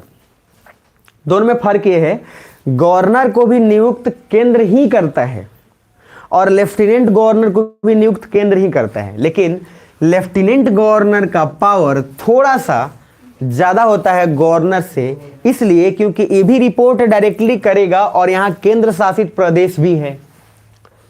सुन रहे हैं? तो अरविंद केजरीवाल कहते हैं यार हम सीएम हैं, जैसे ही कुछ फैसला लेना चाहते हैं, थोड़ा सा ओपन करिएगा उसको, जैसे कुछ फैसला लेना चाहते हैं क्या होता है? एक प्रॉब्लम, लेफ्टिनेंट गवर्नर कहते हैं ऐसा नहीं कर सकते आप।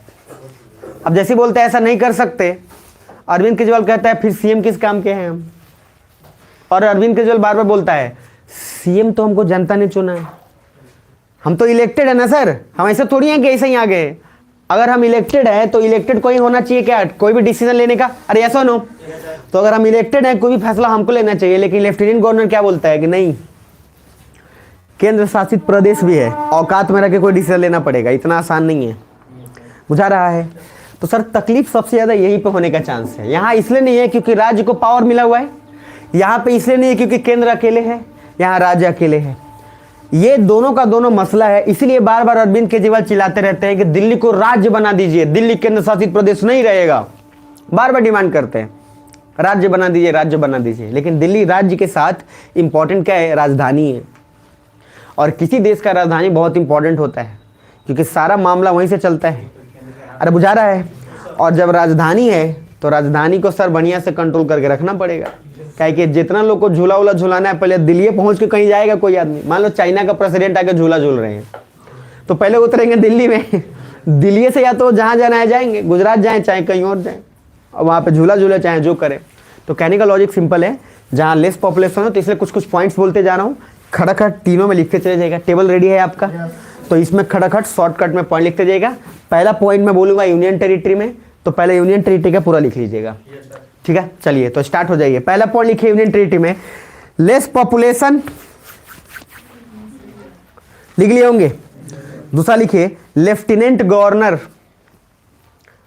और लेफ्टिनेंट गवर्नर जब लिखिएगा तो देखिए जब उसका स्पेलिंग लिखते हैं ना तो लेफ्टिनेंट होता है, लेकिन पढ़ते हैं उसको लेफ्टिनेंट, ऐसे लिखते हैं, ये होता है लेफ्टिनेंट का स्पेलिंग LIEUTI। इसको पढ़ोगे तो क्या होगा लेफ्टिनेंट, लेकिन उसको लेफ्टिनेंट बोला जाता है। और शॉर्ट फॉर्म में जहां जहां पे भी लिखा रहेगा LT डॉट। याद रखिए एक होता है लेट, जो मर गया उसको समझने लगता है लेट फलना सिंह या चिलना सिंह, तो उसका अलग होता है, वहां पे पूरा लिखा जाता है लेट, वहां पे लिख दे LT मतलब हो गया लेफ्टिनेंट। अरे बुझा रहा है समझ आ रहा है, तो थोड़ा ध्यान दीजिएगा, नहीं तो कुछ लोग नाम में लिख देते हैं वैसे।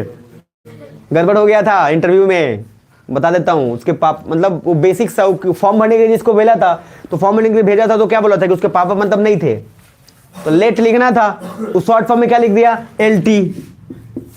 तो जब इंटरव्यू में गया तो कह रहा आपके पापा लेफ्टिनेंट है, तो प्रूफ दिखाइए।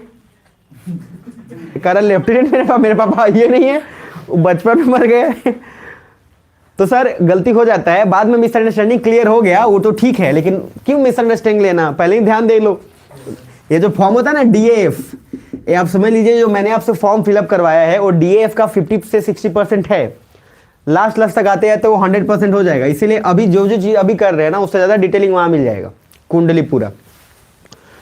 बहरहाल लेफ्टिनेंट गवर्नर हेड होगा कहां पे, यूनियन टेरिटरी में, यहां पे लेफ्टिनेंट गवर्नर होंगे। चलिए पहला पॉइंट के बाद दूसरा पॉइंट लिख लिए। तीसरा लिखिए centre is the head, centre is the head, केंद्र ही हेड होगा। तीसरा पॉइंट। अभी हम कौन सा लिखवा रहे हैं, स्टेट ना, ठीक है तब चलो ठीक। फोर्थ पॉइंट लिखो। अच्छा मुझे एक बात बताओ, आप लोग कहीं लिखे पता नहीं देखे हो कि नहीं देखे हो, देखे भी हो सकते हो, आप लोग तो पढ़े लिखे आदमी हो, ऐसा कहीं लिखे हुए देखे हो डैनिक्स एंड डैनिक्स, लिखे होगा देखोगे तो ठीक है, नहीं देखोगे तो और ठीक है। देखिए इधर ध्यान से देखो ना, समझना।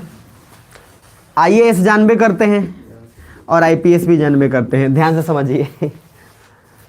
IAS को पहले इंडियन सिविल सर्विस भी बोला जाता था, ICS।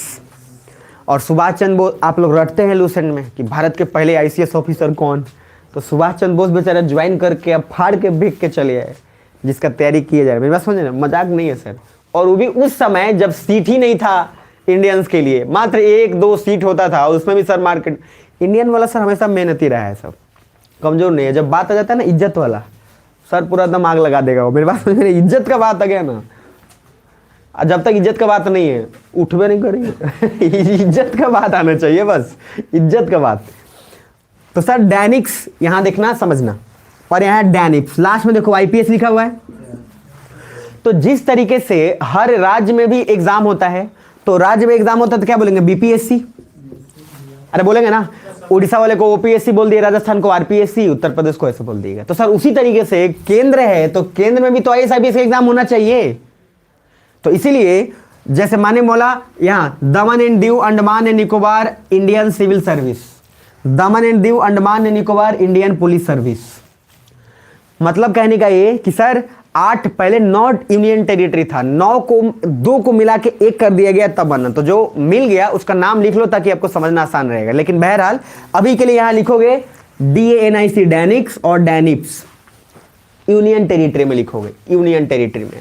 और लिखोगे जैसे BPSC का एग्जाम होता है वैसे ही यूनियन टेरिटरी में डैनिक्स और डैनिप्स का होता है।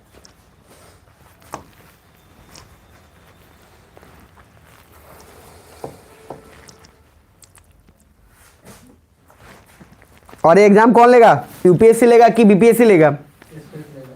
ओ भैया यूनियन सब ठीक है ना, चलो सब ठीक है, ठंड में हो जाता है थोड़ा बहुत। चलिए आगे आइए। तो कौन सीधा सा बात है, IPS जुड़ा हुआ है उसमें ऑलरेडी और ICS जुड़ा हुआ है, बस खाली बोल दिया गया है केंद्र का नाम। इन लोग का अलग से इसलिए लिया जाता है, जैसे एक है क्या नाम इनका, गोविंद जायसवाल सर। हाँ तो गोविंद जायसवाल सर जैसे अभी हैं वो पोस्टिंग है अंडमान एंड निकोबार में, इंटरव्यू वही लेते हैं अभी। तो उन्होंने अपना बात बताया था। तो कहने का लॉजिक ये है, आपको समझाने के लिए बोल रहा हूँ कि वो वर्ड देख के घबराना मत, सब वर्ड का एक मीनिंग है। तो जो मैंने बोला था कि यहाँ पे union territory with state legislature, ठीक है यूनियन टेरिटरी टोटल है कितना 8, तो जिसको एक जो 9 था उसमें से एक मिला लिया गया, क्या मिला लिया गया उसको लिखो, ऐसे लिखना, दादरा नगर हवेली तो नाम सुने होगे, रटते थे, लिखो दमन एंड दीव एंड दादरा नगर हवेली, ऐसे ऐसे शुरुआत से लिखना है, ऐसे लिखना, दमन and Diu and Dadra Nagar Haveli, HAVELI becomes one. पहले दोनों अलग अलग था, दादरा एंड नगर हवेली अलग था, दमन एंड दीव अलग था, दोनों को मर्ज करके मिला के एक बना दिया गया। तो पूरा क्या हो गया, एक क्या हो गया, दमन and Diu Dadra Nagar Haveli union territory. और पहले कितना था, 2। क्या समझ गए, लिख लीजिए इसको अच्छे से थोड़ा, और ये जरूर लिखिएगा कि पहले दोनों अलग थे, अब दोनों मर्ज होकर एक ही हो गए हैं, इसलिए यूनियन टेरिटरी कितना है, 8। दमन एंड दीव दादरा नगर हवेली बिकम्स 1 या मर्ज्ड इनटू 1। ठीक है जी।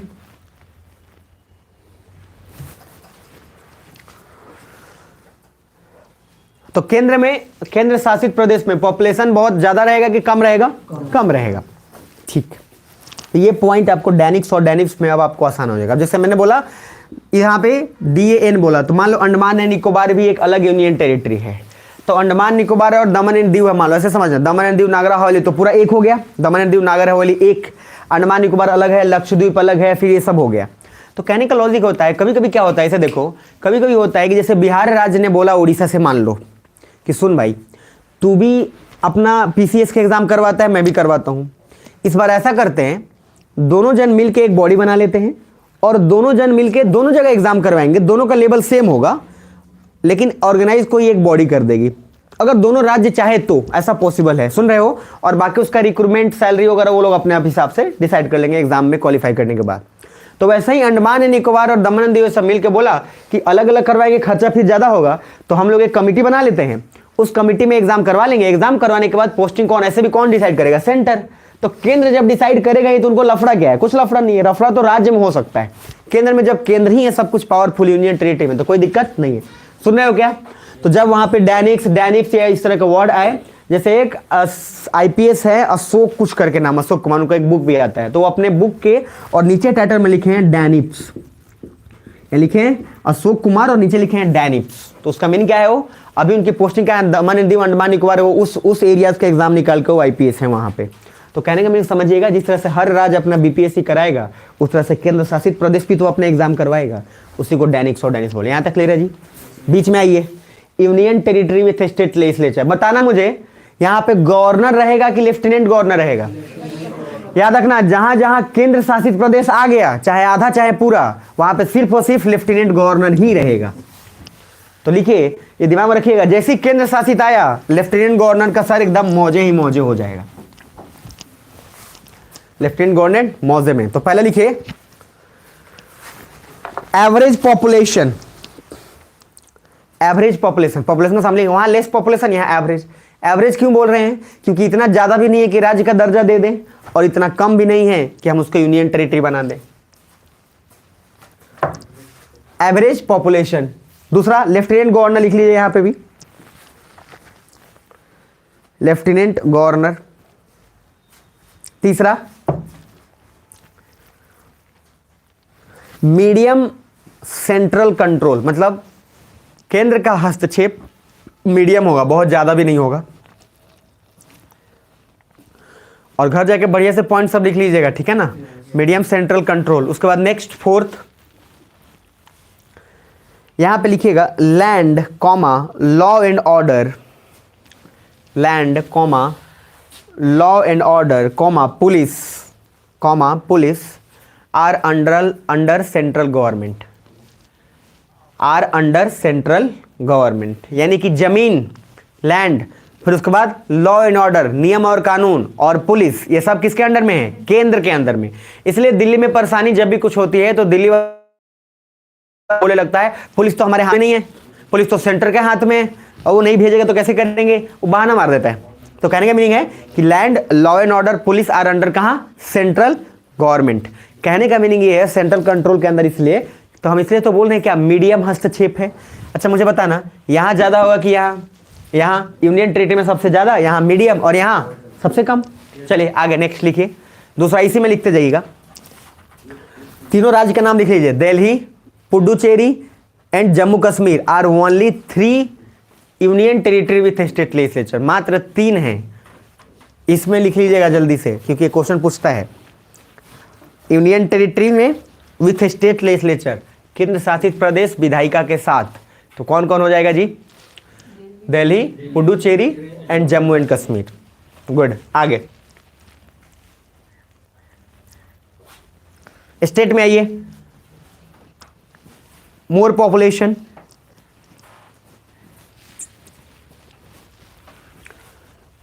मोर पॉपुलेशन, लेस सेंट्रल कंट्रोल, केंद्र का कम हस्तक्षेप होगा, लेस सेंट्रल कंट्रोल। राज्य में लिखना, राज्य में लेस सेंट्रल कंट्रोल, केंद्र का कम होगा।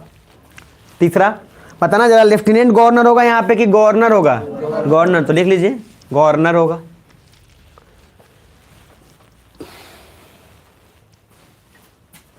और उसके बाद लिखिए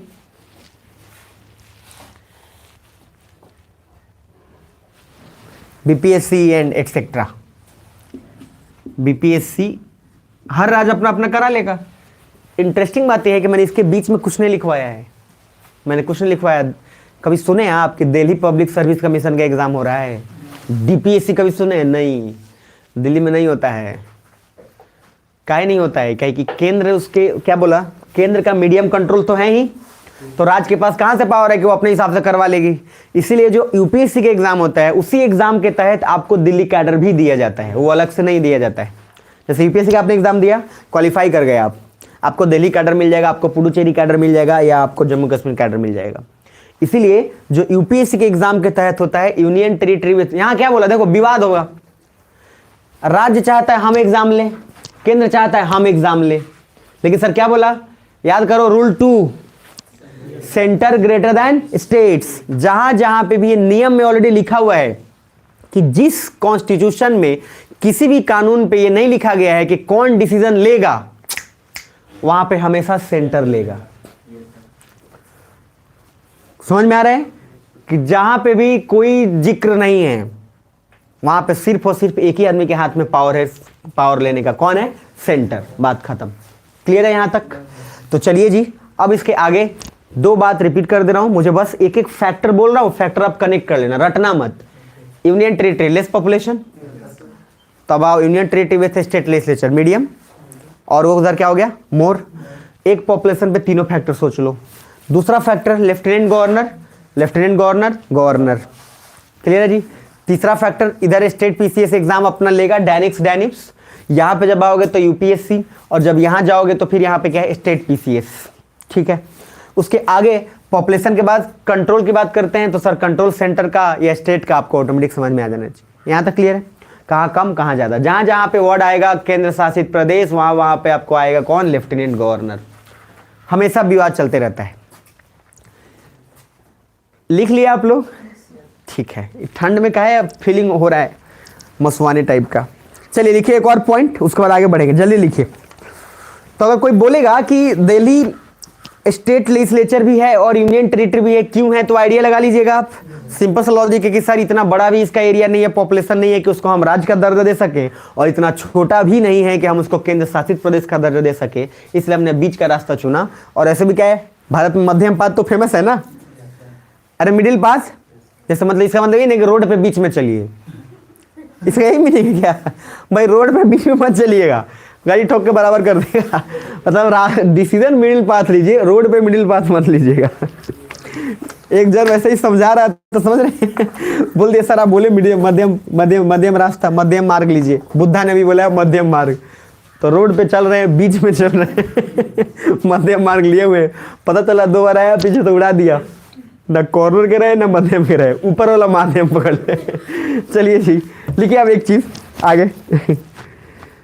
दिल्ली, एक नोट करके लिखिए, नोट, इसको छोड़ दीजिए, अच्छे से मान लिखिए दिल्ली। इंटरेस्टिंग बात यह है, ये थोड़ा सा आपको जानना जरूरी है।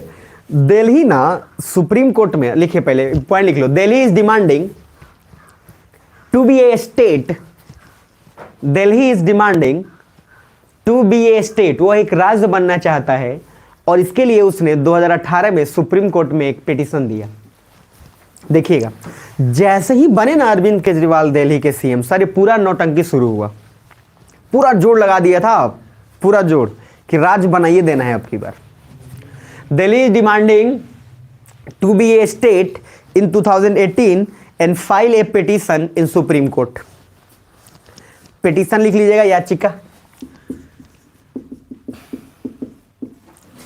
And filed a petition in Supreme Court. देखो लॉजिक क्या बोला वो, ये मैं आपको बता दिया था वहां पे जब पढ़ाया था rule 1 4 golden rules of polity. तो रूल 1 था सेंटर ग्रेटर देन क्या, स्टेट्स। Rule 1, yes sir. अच्छा अगर मन नहीं है तो बोल देना, अभी न्यू ईयर का खुमार चढ़ रहा है लग रहा है। 5 4 3 2 हैप्पी न्यू ईयर। उसके बाद खा के सो गए। इधर देखिएगा, रूल 1 था elected is greater than appointed, सुन रहे ध्यान से। और दूसरा रूल 2 क्या था, सेंटर ग्रेटर देन स्टेट्स। अभी बहुत लोग पैसा का जुगाड़ भी कर लिया होगा, हम सच्ची बता रहे हैं, आराम से सब जुगाड़ इकट्ठा कर लिया होगा, क्या पार्टी करना है क्या नहीं, क्या क्या होगा क्या नहीं, सब एकदम इकट्ठा हो जाता है। रात में 11-12 बजे देखोगे चिल्ला रहा है पागलों की तरह बाइक में, उसके बाद घूम घूम के। गजब तमाशा है सर, गजब। पढ़ लो भाई पढ़ लो। इधर देखना, अरविंद केजरीवाल ने बोला, सर सुनो इधर, अगर इलेक्टेड ग्रेटर देन अपॉइंटेड होता है तो लेफ्टिनेंट गवर्नर को आपने अपॉइंट किया है, लेफ्टिनेंट गवर्नर का कोई इलेक्शन अवसर नहीं हुआ है, आप भेजें। और जब रूल 1 ये कहता है कि if elected is greater than appointed, तो हम तो सर इलेक्टेड हैं क्योंकि चीफ मिनिस्टर हम सर ऐसा ही नहीं बने हैं, हमको लोगों ने जिताया है। तो उस हिसाब से सारा पावर और डिसीजन कौन लेगा, मैं। ऐसा नो सर, सुप्रीम कोर्ट मजे की बात है, पास भी कर दी, बोला डन। केंद्र कर रहा है, औकात से भूल गया रे। केंद्र में कौन है, कर रहे हैं क्या, 15 दिन के अंदर सर, 15 डेज के अंदर। मनमोहन सिंह छोड़िए, यहां हैं कौन सर, मोदी जी। 15 दिन के अंदर केंद्र ने ये पास कराया और बोला क्या कि जिस लॉ पे आप डिसीजन दिए हैं वो लॉ सिर्फ केंद्र बनाया है, तो उसमें केंद्र ही सिर्फ चेंज कर सकता है, और वो लॉ कुछ नहीं है, एनसीटी एक्ट है। एनसीटी एक्ट मतलब ये दिल्ली के लिए स्पेशल केंद्र ने बनाया था, दिल्ली को देने के लिए दर्जा कि नेशनल कैपिटल टेरिटरी जो है वो दिल्ली होगा, और उसके लिए केंद्र ने प्रपोजल दिया था कि दिल्ली को ऐसा बनाया जाए। 15 दिन के अंदर सारा समेटाया मामला और बोला क्या, जब रूल हम बनाए हैं तो रूल हम ही चेंज कर सकते हैं। सुप्रीम कोर्ट ने बोला ये भी सही है। 15 दिन के अंदर खारिज हो गया। अरविंद केजरीवाल का मुंह बन गया तोता की तरफ। तो पहले तो पूरा उड़ रहे थे वो, उसके बाद धीरे धीरे क्या हो गया, नॉर्मल हो गया। तो पॉइंट एक लिख लीजिए, सुप्रीम कोर्ट में फाइल हुआ केस, बस कहानी जान लीजिए क्योंकि न्यूज में रहता है, ये आपसे इंटरव्यू में जल्दी नहीं पूछेगा। सॉरी इंटरव्यू करे, मेंस में नहीं पूछेगा, लेकिन इंटरव्यू में पूछ लेता है। लिखिए, पहले लिखिए कि rule 1 says that elected is greater than appointed, अपने से लिख लीजिएगा। रूल 1 ये कहता है कि इलेक्टेड ग्रेटर देन अपॉइंटेड है, तो इस हिसाब से सीएम का पावर ज्यादा होना चाहिए, इस हिसाब से सीएम का पावर ज्यादा होना चाहिए।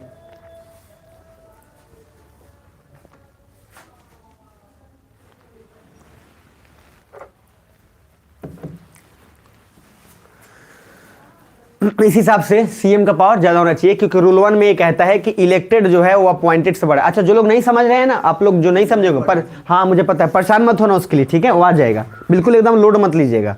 अभी बस इतना ध्यान रखिएगा कि इलेक्टेड का मीनिंग है कि जो आदमी चुना गया है उसका पावर ज्यादा होगा। इसे आप मुझे बस बताइए, एक एग्जाम्पल, आईएएस आप लोग बनोगे, मेहनत से बनोगे, तो एक नेता को ज्यादा नॉलेज होता है कि एक आईएएस को ज्यादा नॉलेज होता है, आईएएस को, लेकिन फिर भी नेता के पास पावर ज्यादा है, क्योंकि नेता जो डिसीजन लेगा हो जाएगा। तो कॉमन सेंस से कहने का क्यों, क्योंकि जनता ने उसको जिताया है, और डेमोक्रेसी का पहला नियम है कि जनता जिसको ज्यादा सपोर्ट करेगी वही पावरफुल होगा। आईएएस और आईपीएस तो आप अपने मेहनत से बने हैं ना, दिन रात मेहनत करके बने हैं, तो किसी के चापलूसी तो आपको करनी नहीं है, लेकिन नेता को तो चुना गया है। और जब जनतंत्र और गणतंत्र का एक ही सर सिंपल सा लॉजिक है कि जहां पे भी लोग जिसको ज्यादा चुनेंगे वही पावरफुल होगा, तो उसको पावर देना उचित है। इसलिए कुछ लोग बोलते हैं कि आईएएस के बावजूद भी उसको पावर क्यों है, तो कॉमन सेंस, आम आदमी के चक्कर में मत पड़िएगा, सिंपल सोचिएगा। आईएएस का अपना अलग अलग अलग रोल है, अलग ड्यूटी है। कुछ लोग नहीं बोलते हैं गांव में देखे का कर आईएएस बन कर देखनी है कि नीतीश कुमार आ रहा तो खैनी बना के आईपीएस देते रहना। गजब गजब बात है, इतना फालतू और वाहियात बात है। गांव में कुछ भी होता है, आप समझ रहे हैं, कुछ भी होता है। कि आया था तो देखिए खैनी बना के दिए, नीतीश कुमार आया था तो गांजा पी रहे थे। भाई यार वो चीफ मिनिस्टर है भाई, चीफ मिनिस्टर है वो। अगर उसको ऐसा करना भी होगा तो उसके लिए बहुत ऑप्शन है, हजारों ऑप्शन है। घर में नहीं पी सकता कि वो बाकी स्टेज पे बना के पी के आएगा। इतने वाहियात वाहियात बात आते, कुछ भी मतलब। जैसे एक लेकर ये आपको जानना जरूरी है कि आम आदमी की तरफ सोचे, यही फर्क होता है आम आदमी में और उसमें। स्मृति ईरानी जब बनी तो सब लोग को लगा जरूर कुछ सेटिंग है स्मृति ईरानी। एक तो महिलाओं को वक्त नहीं मिलता है, और महिलाएं जब सक्सेसफुल हो जाए तब भी ये लगता है कि पुरुषों के लिए हुआ है, क्योंकि पुरुषों को ये एक्सेप्ट नहीं कर पाते हैं ना कि हमारे रहते इसको इतना पावर कैसे मिल गया। वो मानसिकता है सर जिसका कोई लाइलाज नहीं है। उन गधों को ये समझ में नहीं आ रहा है कि एक चीफ मिनिस्टर होकर वो अपना गरिमा जानता है, उसको अपना रोल पता है। अगर उसको कुछ वैसा करना भी होगा तो पब्लिक में क्यों आगे करेगा, और आईपीएस क्यों खैनी बना के देगा। करे हम देख लो, ऐसे झाड़ के ऐसे दे लखे ना मैंने। अजीब बेवकूफ आदमी है, आईपीएस है वो, ठीक है जी। और रही बात दूसरा नॉर्मल, आप नॉर्मल सोचिए कि अगर आप किसी की मदद कर रहे हैं, आप तो आपका काम क्या है। गांव में आप गए, गरीब आदमी है, प्यास लगा है, क्या आप उसको अपना बोतल नहीं दोगे? तो फिर आप आईएएस बन भी नहीं सकते हो। तो इसलिए मैं बोला आपको कि कुछ बातों को नजरअंदाज करके चलिएगा और आम आदमी मत बनिएगा, नहीं तो मैंगो मैन बन के रह गए ना तो हो गया, आईएएस नहीं बनेंगे। बहरहाल इस पे आइएगा। तो जैसे ये हुआ 15 दिन के अंदर, सुन लेना बस, उसके बाद कहानी मैं बोल दे रहा हूं, आप अपने से लिख लेना, मैं आगे दूसरा टॉपिक स्टार्ट करूंगा। जैसे ही इन्होंने बोला 15 दिन के अंदर सारा गवर्नमेंट ने अपना रास्ता उस्ता निकाल लिया, और उसके बाद सुप्रीम कोर्ट ने बोल दिया कि नहीं जी, क्योंकि केंद्र ने ये कानून बनाया है, तो केंद्र कानून बनाया है तो केंद्र को ही हस्तक्षेप है, इस हिसाब से लेफ्टिनेंट गवर्नर का पावर ज्यादा होगा, स्टेट गवर्नमेंट का पावर, उस समय सीएम का पावर कम होगा। फिर वापस से इतना जल्दी तो भी नहीं मानेगा ना, अरविंद केजरीवाल भी इतना जल्दी थोड़ी मान लेगा, वो भी तो सर उसके बाद फिर वापस पिटीशन दायर किया, तो अभी तक ये केस पेंडिंग में। डिसीजन आ गया था, लेकिन वापस से जब पिटीशन दायर किए तो सर क्या बोला, देखो जब जब किसी चीज पे फैसला नहीं लेना होता है वो सर केस लंबा चला जाता है। सीधा बोला कि बस जब तक हमारा सरकार है चुपचाप दबा के रखो, जब हम निकल जाएंगे तब अपना कर लेना, ये चलता है। तो बहरहाल आप इतना ध्यान रखिएगा कि सर पावरफुल अभी ना तो सीएम को बोल सकते हैं नहीं किसी और को, लेकिन रूल के हिसाब से सेंटर ग्रेटर देन स्टेट होगा। बाकी इलेक्टेड पे जो लफड़ा फंसा हुआ है वो भी लफड़ा है, वो आगे जाके चेंज होगा। जब तक गवर्नमेंट चेंज नहीं होने वाला है तब तक आप यही मान के चलिएगा कि सेंटर ग्रेटर देन स्टेट्स है तो लेफ्टिनेंट गवर्नर को ज्यादा पावर होगा। ये जब चेंज हो जाएंगे उसके बाद पॉसिबिलिटीज आगे का दिखेगा क्या होगा क्या नहीं होगा। यहाँ तक क्लियर है? नेक्स्ट आगे पॉइंट लिखिए एक, इसको अपने हिसाब से बस खाली अभी रहने दीजिएगा, नहीं भी होगा तो कोई बात नहीं। आगे चलिए एक काम करिए, लिखिए एक पॉइंट, हेडिंग डालिएगा, introduction to state reorganisation. Introduction to state reorganisation, state reorganisation, ये इसका मीनिंग समझ लीजिए, सब कुछ इसी में है। स्टेट रीऑर्गेनाइजेशन,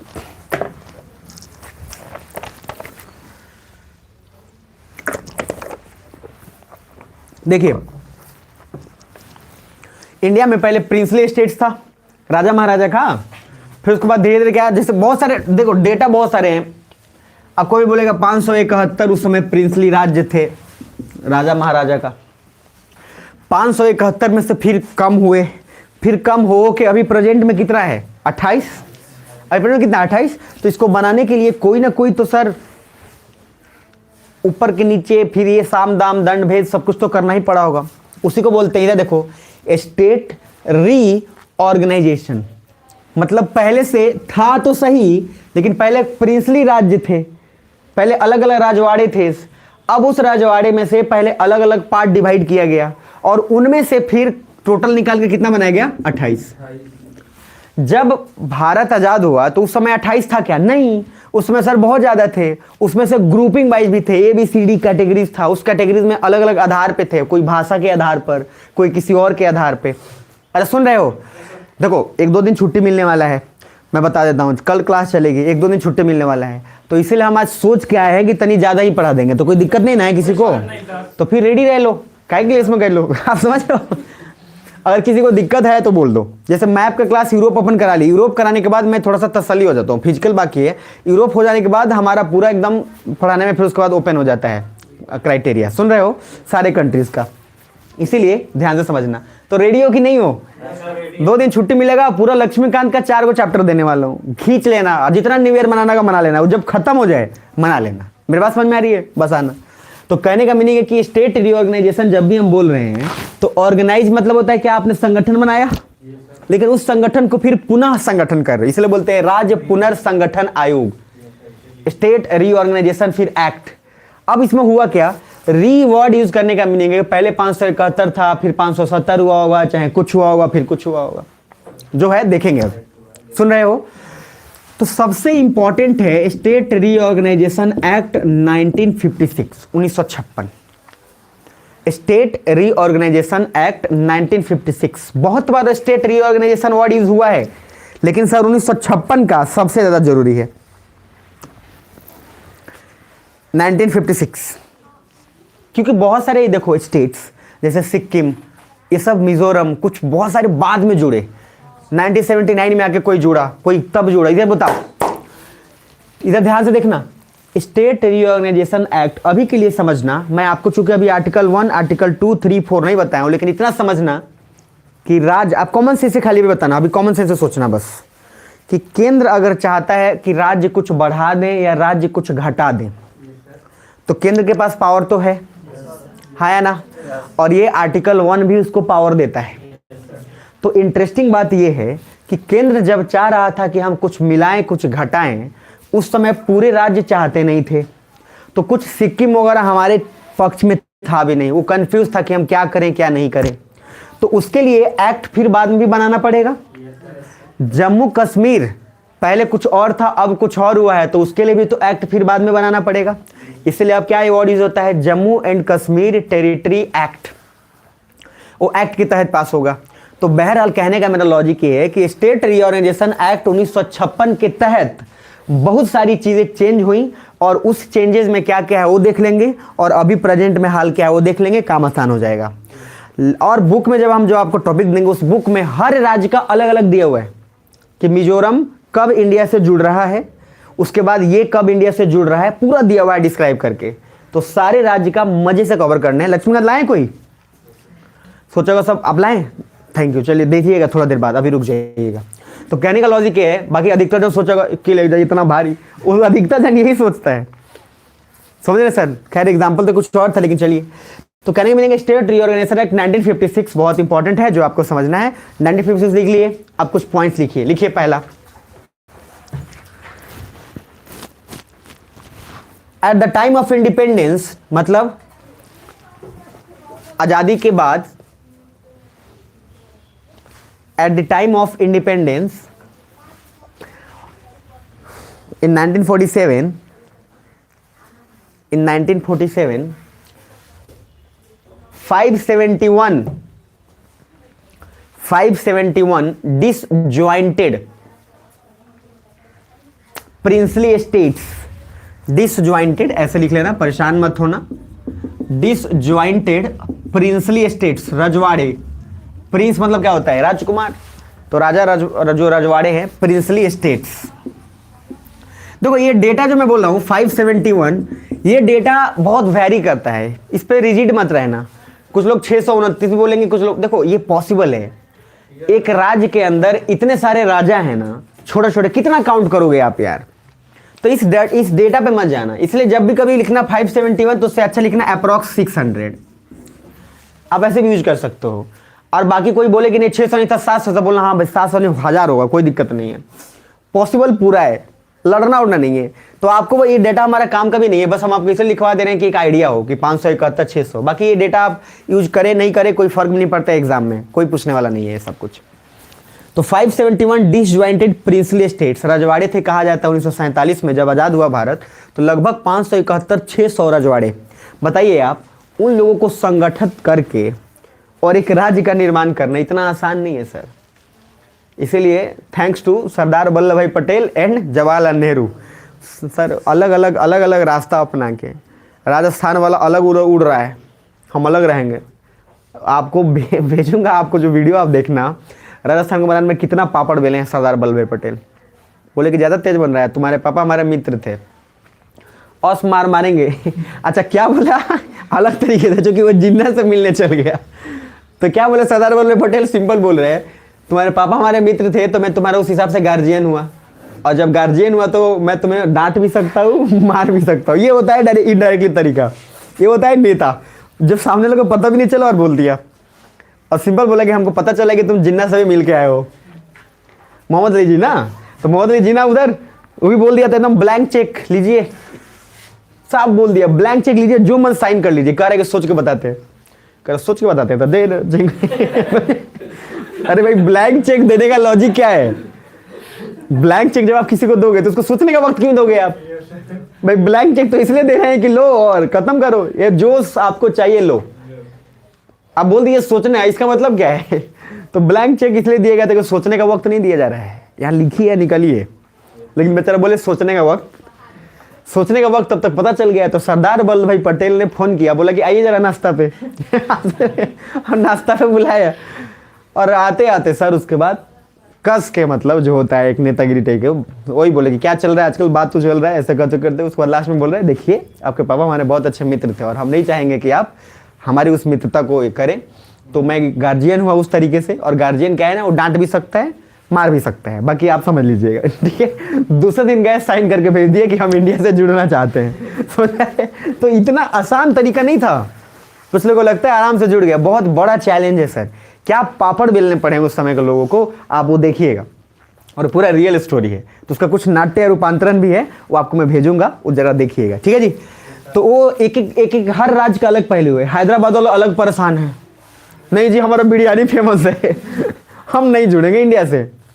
सर कह रहे हम इंडिया के खिलाफ ही बगावत कर देंगे। इंडिया बोले यार पागल है, मर जाएगा ये फालतू में अपने, ठीक है, लेकिन माना नहीं, सैनिक भेज दिया। उसके बाद इंडिया ने बोला एक काम करो, सारा सैनिक जाओ। पूरा इतना सैनिक गया कि सर पहले देख कर हुजूर इतना सैनिक है कि तो पूरा राज उठा के सर बसा देगा दिल्ली में। कर रहे फोन कर रहे हैं जवाहरलाल नेहरू को, सुनिए ना, कर क्या एक ही तरीका बोल रहा है, हम जुड़ना चाहते। कर अच्छा, सैनिक से पहले जुड़ना नहीं चाहते थे, सैनिक देख के तसल्ली हो गया। तब लास्ट में बोला कि ठीक है, उसमें भी अलग अलग पंगे हैं। तब लास्ट में बोला कि ठीक है जुड़ना चाहते तो काम करिए, क्योंकि सैनिक जा चुका है, उसका पूरा खर्चा भरपाई पहले करिए।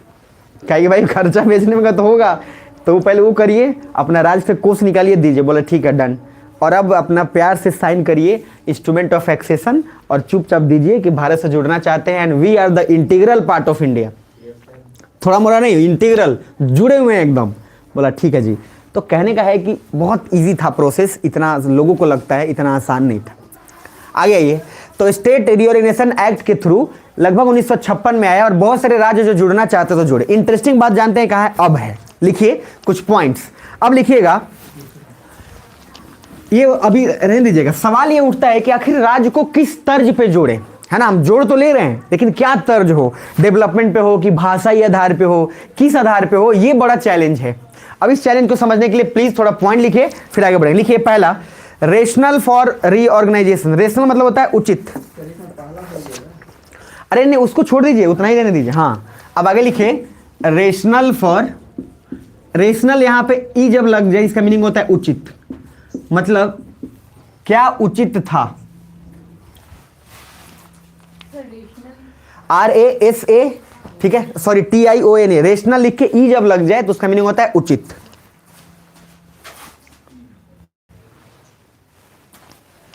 उचित, चलो पूरा नहीं करेंगे आज, थोड़ा ही रहने देंगे। पहले लिखो उचित, rational for state reorganisation. Rational for state reorganisation, तो क्या क्या फैक्टर हो सकते थे, आज रहने ही देते हैं, मतलब पूरा वो कल ही करेंगे, कल पूरा कंप्लीट करेंगे, बेकार हो जाएगा। हाँ पहले लिखिए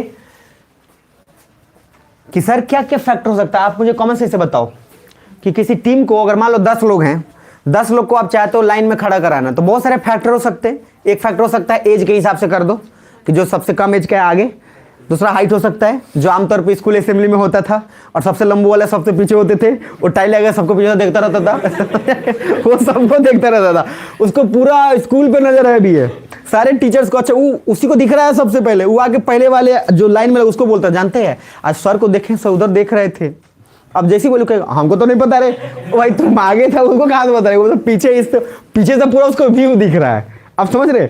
और ये जनरली होता था, सरकारी स्कूल में थोड़ा कम होता है, क्योंकि सरकारी में गुटी आ जाता है सब एक लाइन का पूरा गुटी आ जाए, सीधे ऐसे खड़ा होगा, अब उसमें क्या है कि कुछ लॉजिक नहीं लगता है, ऐसे खड़ा हो तो थोड़ा समझ में आता है। अब उसमें आराम से उसके बाद मुंडी भी पूरा नीचे, इतना नीचे रहता है कि सर उसको जमीन दिख रहा होता है, तो उसको कुछ दिखेगा नहीं। चलो वो भी अच्छा है, मतलब अच्छा बात है, बुरा थोड़ी नहीं तो सर अलग अलग फैक्टर हो सकते हैं, एज, हाइट, फैमिली, पैसा, इकोनॉमिक स्टेटस, बहुत सारे चीज हो सकता है। इसी तरह से राज्य को भी जोड़ने का अलग अलग हो सकता है। उस समय कुछ फैक्टर, टू फैक्टर लिख लो। पहला लिखो, फर्स्ट फैक्टर लिखिए लिंग्विस्टिक फैक्टर। लिंग्विस्टिक मतलब होता है भाषाई आधार पे, ये वर्ड आपको बहुत बार मिलेगा, लिंग्विस्टिक फैक्टर, भाषा के आधार पे। मजा आएगा आपको, बहुत सारे कमीशन बैठे हैं, बहुत मारपीट हुआ है इस पे। तो लिंग्विस्टिक फैक्टर, क्या सुन रहे हो आप लोग? बस खत्म करने वाला हूं मैं। तो लिंग्विस्टिक फैक्टर में कि भाषाई आधार पे कौन कौन राज्य हो सकते हैं, कोई नहीं, भूकंप नहीं आए। पहला लिखो आंध्र प्रदेश, उड़ीसा। लिंग्विस्टिक फैक्टर लिख के साइड में लिखना आंध्र प्रदेश, उड़ीसा एटसेट्रा। मैं बस एक हिंट दे देता हूं ताकि आइडिया लग जाए। दूसरा लिखो कल्चरल बेसिस पे, सांस्कृतिक। देखो ऐसा देखा ना, लिंग्विस्टिक फैक्टर इधर साइड में लिखना आंध्र प्रदेश और क्या बोला, उड़ीसा। और जब आंध्र प्रदेश उड़ीसा बोलूं तो मैप पे खट से दिमाग चल जाना चाहिए, कहां कहां। तो आंध्र प्रदेश उड़ीसा याद है, ओट, उड़ीसा आंध्र प्रदेश, बात खत्म। अब दूसरा कल्चरल फैक्टर, सांस्कृतिक, कल्चरल फैक्टर, सांस्कृतिक रूप से कुछ स्टेट्स का नाम लिख लीजिए। पहला लिख लीजिए आप खुद से, अब तो आपको इंडिया का मैं बता चुका हूं। तो मिजोरम, मणिपुर, त्रिपुरा। मिजोरम, मणिपुर, त्रिपुरा। तीसरा फैक्टर रिलीजियस, धार्मिक factor, religious factor, Punjab. Punjab चूंकि सिख, तो उन लोगों का बहुत जिक्र है कि हमारा अलग होना चाहिए, तो धर्म के फैक्टर पे पंजाब का भी डिमांड था। नेक्स्ट आगे ज्योग्राफिकल फैक्टर, ज्योग्राफिकल भौगोलिक factor, Uttarakhand, UK. Geographic factor, भौगोलिक फैक्टर में उत्तराखंड। नेक्स्ट इकोनॉमिक फैक्टर, आर्थिक फैक्टर, इकोनॉमिक, झारखंड। झारखंड इसीलिए तो अलग हुआ बिहार से। Economic factor Jharkhand